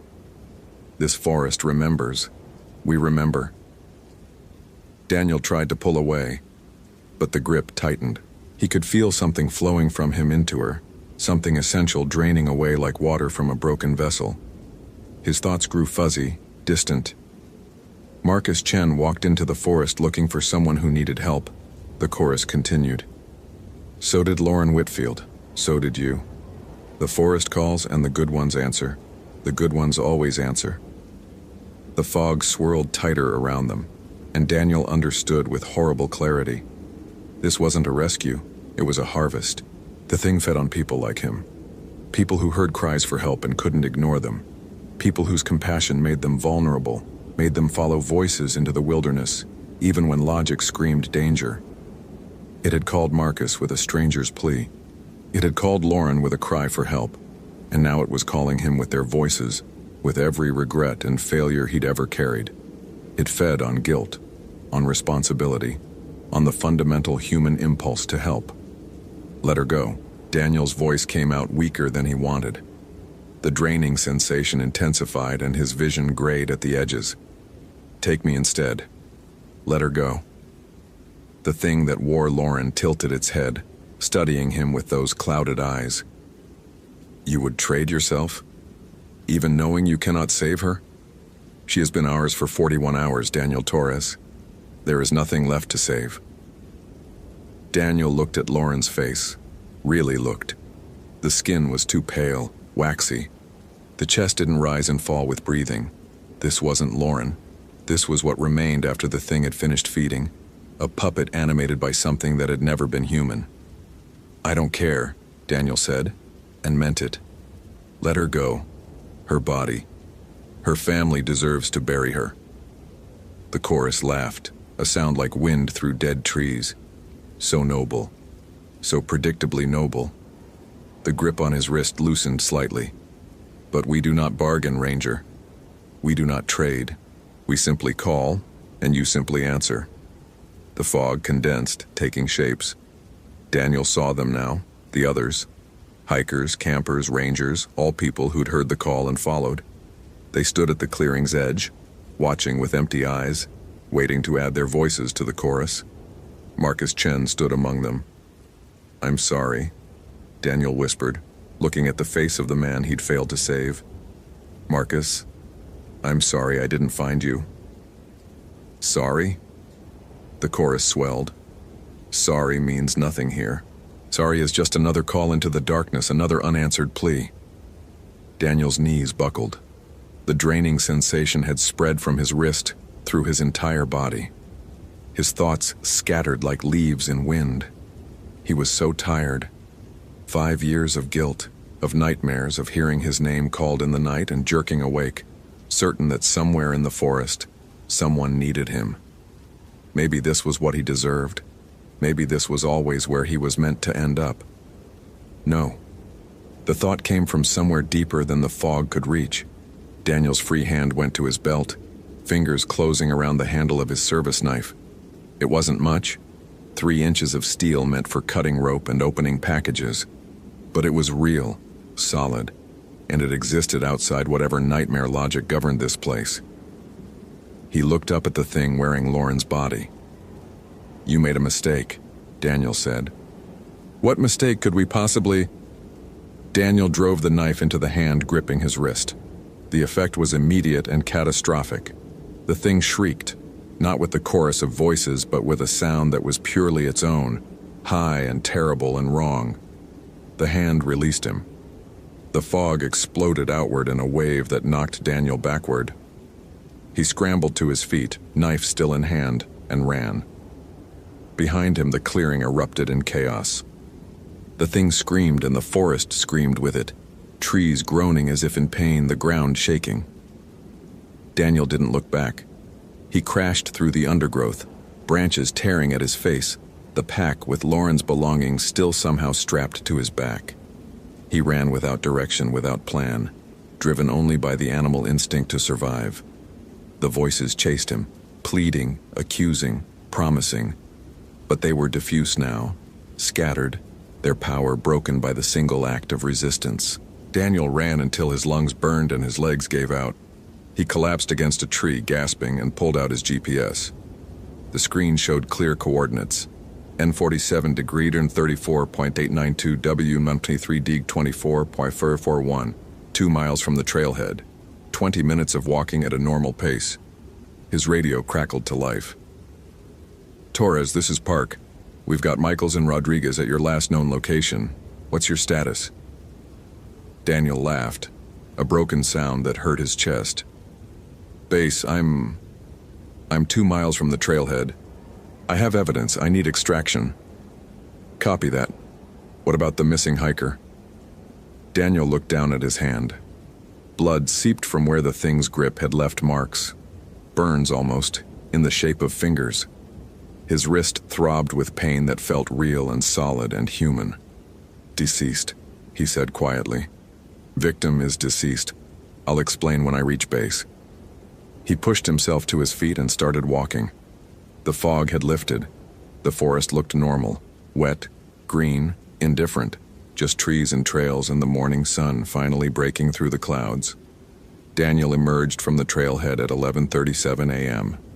Jennifer Park stood beside his truck, radio in hand, her face tight with worry that relaxed when she saw him. "Jesus, Daniel, you look like hell." "Feel like it too." Daniel dropped Lauren's pack on the hood of his truck. "Call the Whitfields. Tell them we found Lauren's equipment. Tell them—" He trailed off. What could he possibly tell them? "Tell them I'm sorry. Tell them we did everything we could." Jennifer studied his face. "What happened out there?" "I'm not sure," Daniel said, which was at least partially true. "I need to file a report. It's going to sound insane." "Most of them do." Jennifer squeezed his shoulder, a brief gesture of solidarity. "Come on, let's get you checked out. Those burns on your wrist look nasty." Daniel nodded and climbed into his truck. Through the rearview mirror, he watched the trailhead recede as they drove away. The forest stood silent and still, keeping its secrets. That night, alone in his ranger station, Daniel sat at his desk and wrote 2 reports. The first was official. Evidence of the missing hiker discovered at N47 degree 36.892, W123 degree 26441. No signs of the hiker herself. Search suspended pending investigation. Body not recovered. The second report he wrote for himself longhand, every detail he could remember. The voices, the fog, the thing that wore human shapes. He sealed it in an envelope and locked it in his desk drawer, alongside the photograph of Marcus Chen that he'd kept face down for 5 years. Then Daniel took out his phone and looked at Lauren Whitfield's smiling face one more time before deleting the photo Mrs. Whitfield had sent. He couldn't keep carrying the dead. He'd learned that much at least. 3 weeks later, hikers found human remains 12 miles from where Daniel had discovered Lauren's pack. The body was badly decomposed, but dental records confirmed it was Lauren Whitfield. Cause of death? Undetermined. The official report listed exposure and hypothermia as probable factors. Daniel attended the funeral. He stood at the back while Mrs. Whitfield wept over her daughter's coffin, and he said nothing because there was nothing to say. When it was over, he went home and opened the envelope he'd sealed. He read his own account of what had happened in the forest, then added one final line. It's still out there, it's still calling, and someone will always answer. Daniel sealed the envelope again and put it back in his desk. Then he went to bed and dreamed of fog and voices in a clearing where the dead stood waiting. In the morning, he went back to work. There were trails to patrol, hikers to guide, searches to conduct. The forest needed rangers, and people needed help. Someone had to answer the call. Even knowing what answered back. Thank you for reading. If you enjoyed this narrative, I'd love to hear your thoughts. What do you think really happened to Lauren in those final hours? Do you believe Daniel truly escaped? Or is he still answering the call? Share your theories, I'd love to read them. Daniel Harper's phone rang at 5:47 a.m., pulling him from a dreamless sleep that had taken hours to achieve.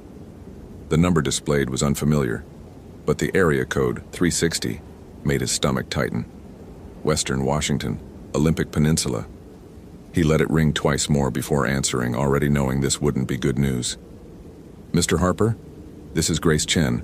I got your number from the Olympic National Park office. They said you're the best. The woman's voice trembled with barely controlled panic. My daughter Emily hasn't come back. She went hiking yesterday morning and she's still out there. Daniel sat up, rubbing his face with his free hand. Through his bedroom window, dawn was just beginning to gray the Seattle skyline. Mrs. Chen, the park has search and rescue protocols. They should have. They're looking, but it's been 18 hours.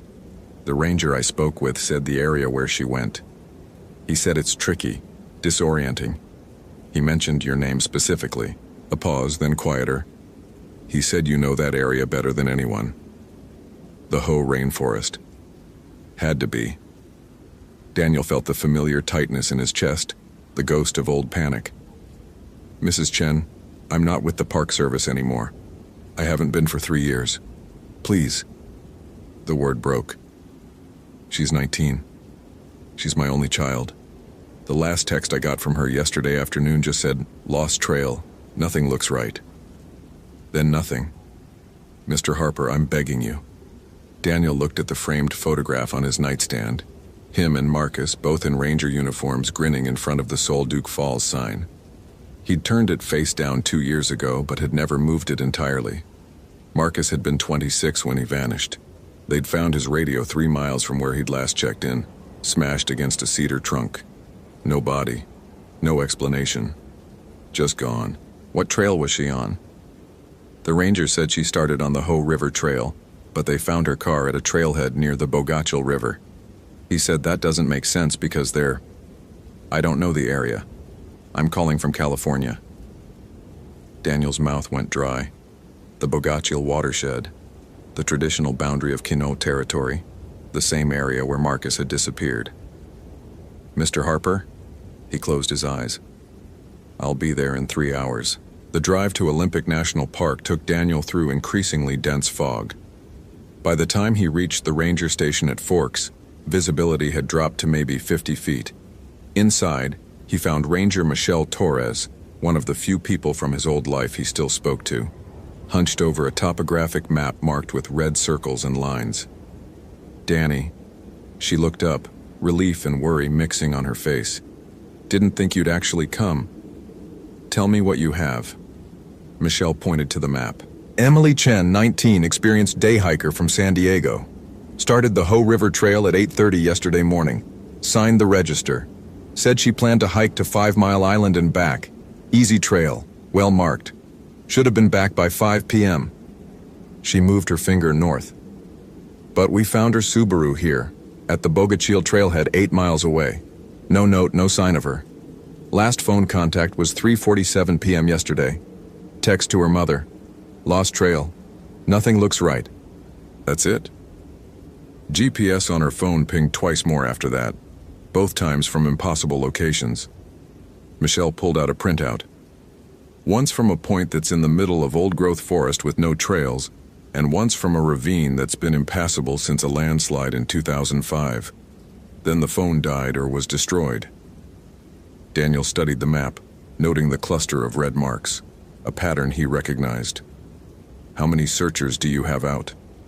12, in teams of 4. "We've got the whole corridor between the Ho and Bogachil covered."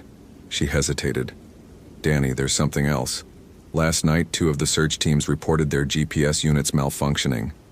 Both teams said their compasses started spinning. They had to navigate out by following the rivers." The room felt colder. "Where?" Michelle's finger traced a circle on the map. "Here, about 2 miles into the Bogachil watershed, near the old tribal boundary markers." Daniel had known before she said it. The same area, always the same area. "I need to go in alone," he said. "That's against protocol and you know it." "Michelle," he met her eyes. "You called me because you know something's wrong out there. Something the manual doesn't cover. If I'm taking a team, I'm responsible for them too. I won't do that again." Her jaw tightened, but she nodded slowly. "Your radio dies. You're out. Understood?" "Understood." She handed him a laminated photo of Emily Chen, bright-eyed, black hair pulled back, wearing a Berkeley sweatshirt. Young. God, she was so young. "Find her, Danny." Daniel entered the forest at the Bogachil trailhead at 9:15 a.m. The fog had lifted slightly, but the ancient cedars and Sitka spruces created their own twilight. He carried his old pack, Garmin E-Trex GPS, Silva compass, Motorola two-way radio, first aid kit, rope, flares. Everything felt familiar in a way that made his skin crawl. The Bogachil trail started easy enough, a maintained path through sword ferns and moss-draped maples. But Daniel wasn't following the trail. He was following his instinct, or maybe his memory, or maybe something else. After half a mile, he turned east, into trackless forest. The texture of the forest changed immediately. The trees here were older, massive trunks wrapped in thick moss that muffled sound. The air tasted different, mineral and ancient, like breathing in the exhalation of the earth itself. Daniel checked his compass, northeast. He marked a cedar with his knife and continued. 20 minutes later, he passed the same marked cedar. He stopped, pulse quickening. The mark was fresh, his mark unmistakable. But he'd walked in a straight line. He checked the compass again. The needle wavered, swung west, then back to north, then began slowly rotating clockwise. "Okay," Daniel said aloud, his voice swallowed by the moss. "I know you're here." The forest didn't answer, but something shifted in the quality of the silence. Daniel had learned, in the worst way possible, that Olympics forests weren't empty. The Quinault and Quileute peoples had known for centuries that certain places demanded respect, that boundaries existed for reasons beyond property lines. He pulled out his radio. "Torres, this is Harper. Compass is acting up. GPS is... Hold on." He looked at the screen. His coordinates placed him at the exact trailhead he'd left 40 minutes ago. "GPS is unreliable, continuing on dead reckoning." Static, then Michelle's voice. "Copy that. Mark your trail." "Will do. Harper out." He wouldn't mark his trail. He'd learned that too. Whatever was in these woods didn't appreciate being tracked. Instead, Daniel stood still and closed his eyes, forcing himself into the headspace he'd spent 3 years avoiding. When Marcus vanished, Daniel had been there, 20 yards away, following the trail while Marcus checked a side path. Daniel had heard him call out, confused, "Danny, I'm back at the truck." Impossible. They'd been 3 miles in.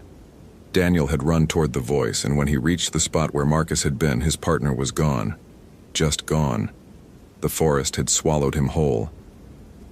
The official report said Marcus got disoriented and fell into the Bogachil River.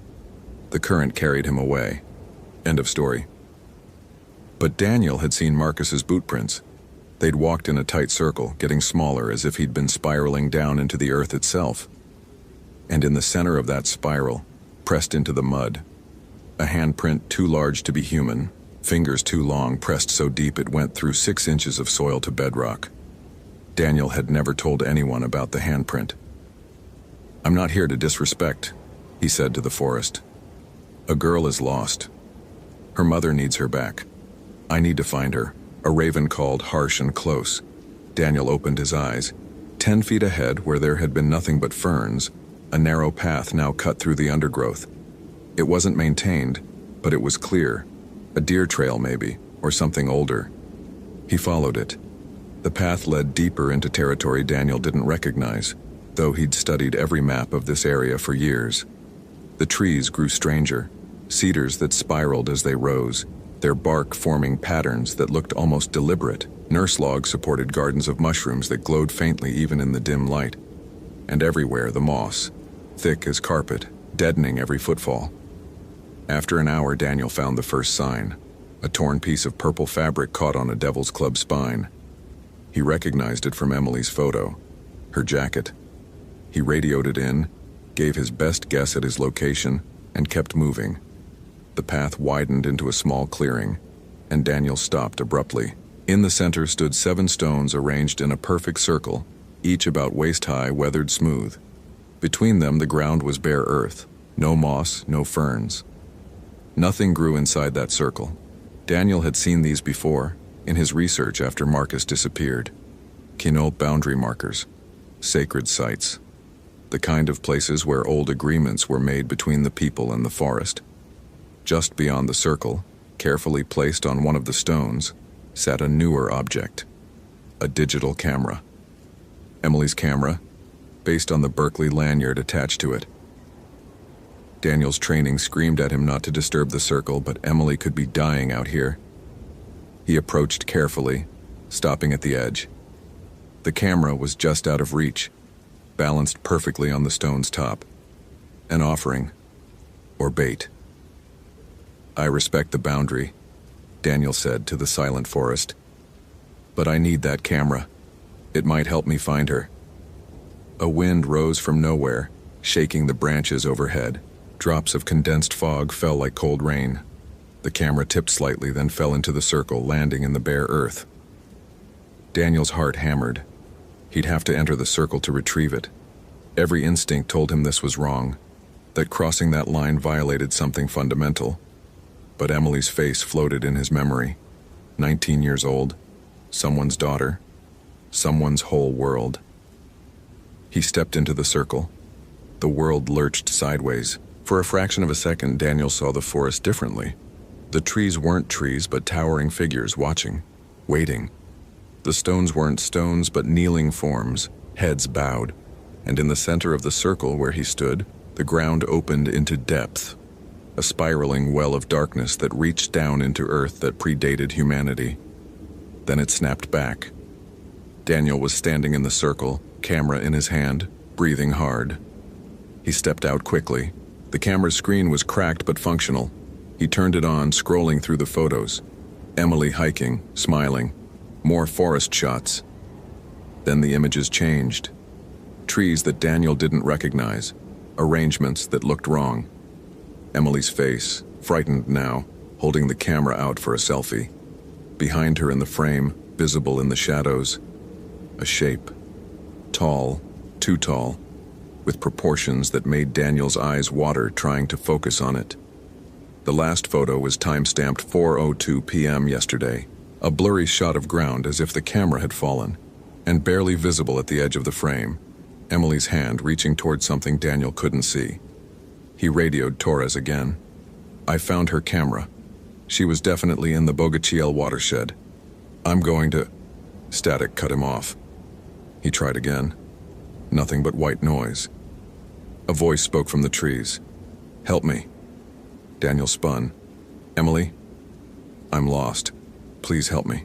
The voice was Emily's unmistakably, but it came from 3 different directions at once. Where are you? Daniel called. I'm right here. Can't you see me?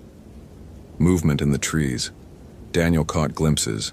Purple jacket, black hair, but every time he turned to look directly, there was nothing. Emily, I need you to stay still and keep talking. I'll come to you. Okay. Okay. The voice was crying now. I've been walking for hours. Nothing looks right. The trails keep changing. I just want to go home. Daniel followed the voice, his trained mind noting how it never quite matched the terrain. It echoed wrong, bounced from places where sound shouldn't carry. This wasn't Emily. This was something using Emily. How long have you been out here? He asked, playing along. Since yesterday morning. No, wait. What day is it? It's Tuesday, Emily.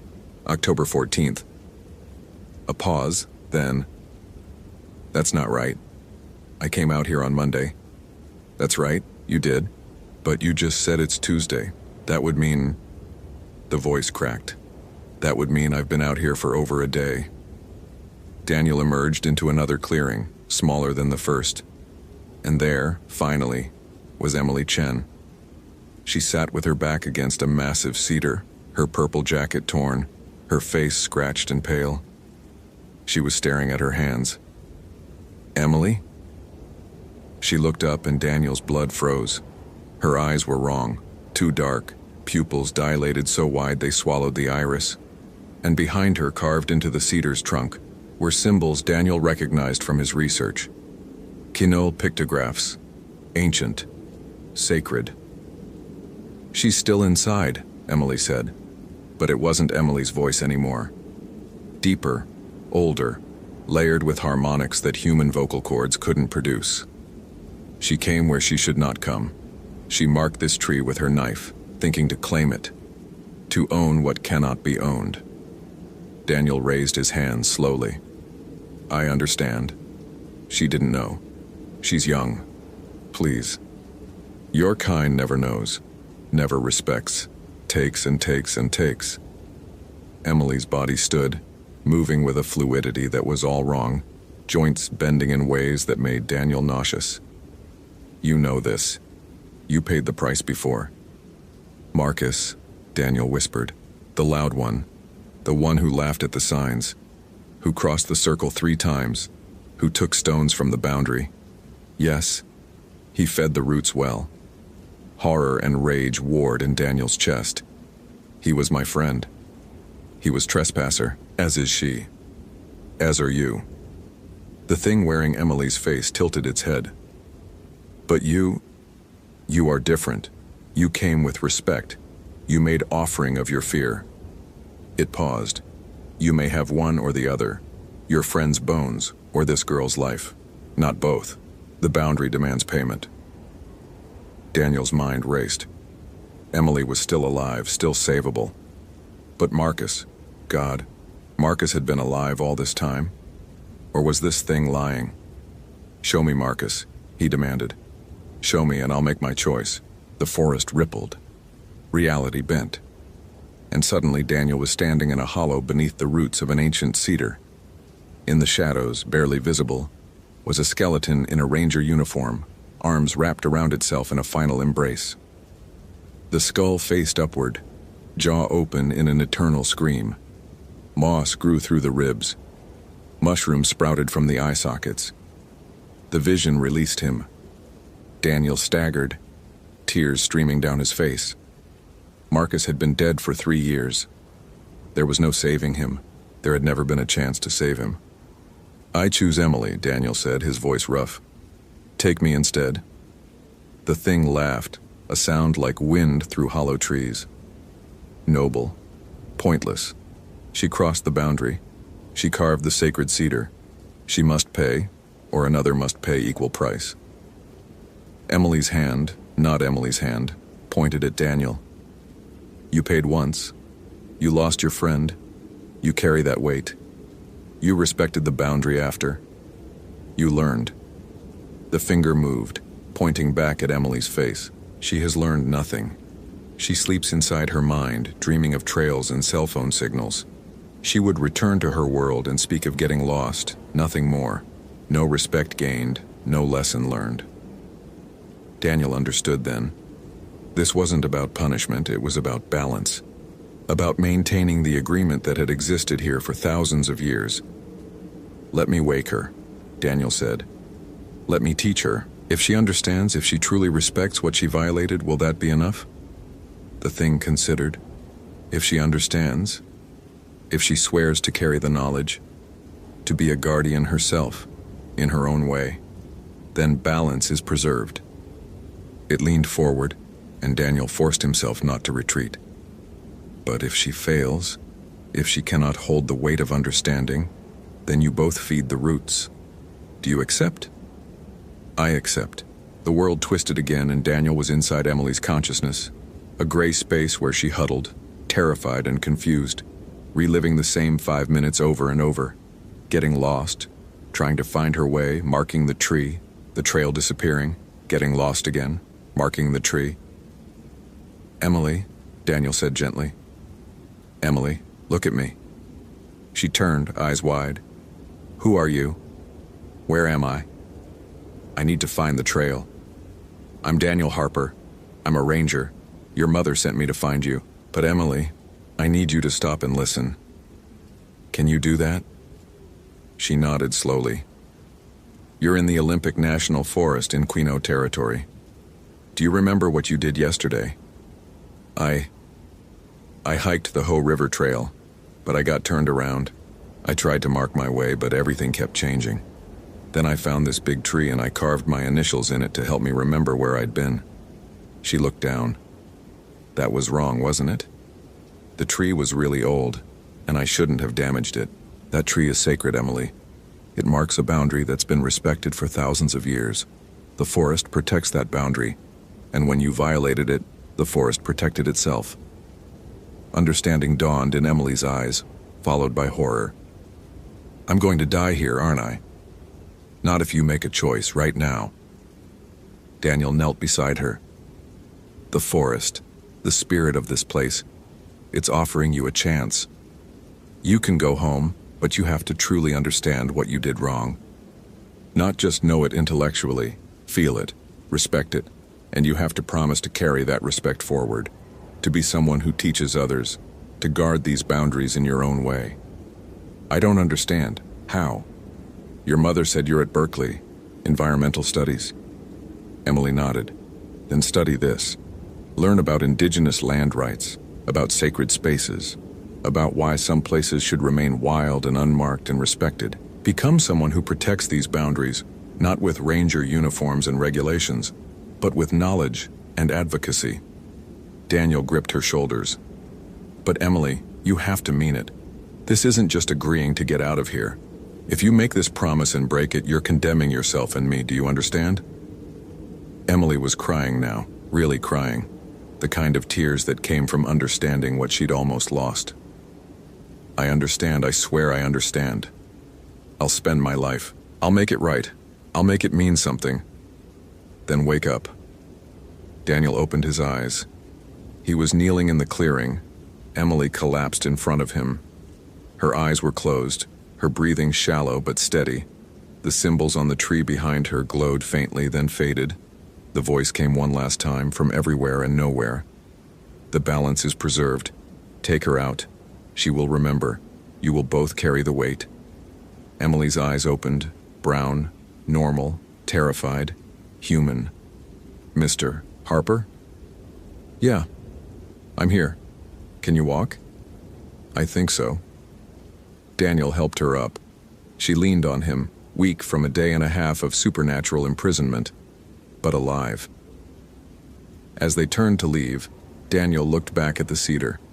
For just a moment, he thought he saw Marcus standing there, translucent in the dim light, smiling that easy smile of his. Then he was gone. "Thank you," Daniel whispered. The walk back took 3 hours. The paths appeared when they needed them. The compass pointed true, and the GPS showed their correct location. The forest had released them. When they finally emerged at the Bogachiel trailhead, Michelle was waiting with EMTs and Emily's mother. Grace Chen ran forward, grabbing her daughter in an embrace so fierce it made Daniel's chest ache. Over her mother's shoulder, Emily looked at Daniel. She mouthed 2 words. "I promise." Daniel nodded. Later, after the statements and the medical checks and the endless questions, Daniel drove home through the dark. His phone rang as he crossed the Hood Canal Bridge. Michelle. "You okay?" she asked. "Yeah. You?" "Danny, what happened out there? Emily's account doesn't make sense. She says she got lost and had some kind of spiritual experience, that you helped her understand something important." "That's pretty accurate." "And the compass malfunction? The GPS errors?" "Solar activity. You know how it is." A long silence then. "Whatever you did out there, whatever really happened, she's alive because of you. Her mother is crying happy tears for the first time in 2 days. That matters." "Yeah, it matters." After they hung up, Daniel drove in silence, watching the dark trees slip past. When he got home, he walked to his bedroom and picked up the framed photo of him and Marcus. For the first time in 3 years, he looked at it fully. Marcus's grin, the falls behind them. The perfect September day when everything was simple and made sense. Daniel found a hammer and a nail. He hung the photo on the wall above his desk. "I understand now," he said to the empty room. "I'll do better." Outside, a raven called once in the darkness, and somewhere in the Olympic forests, ancient cedars stood watch over boundaries that would never be marked on any map. Thank you for reading to the end.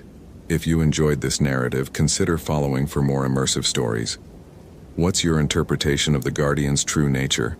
Protector or predator? I'd love to read your theories in the comments.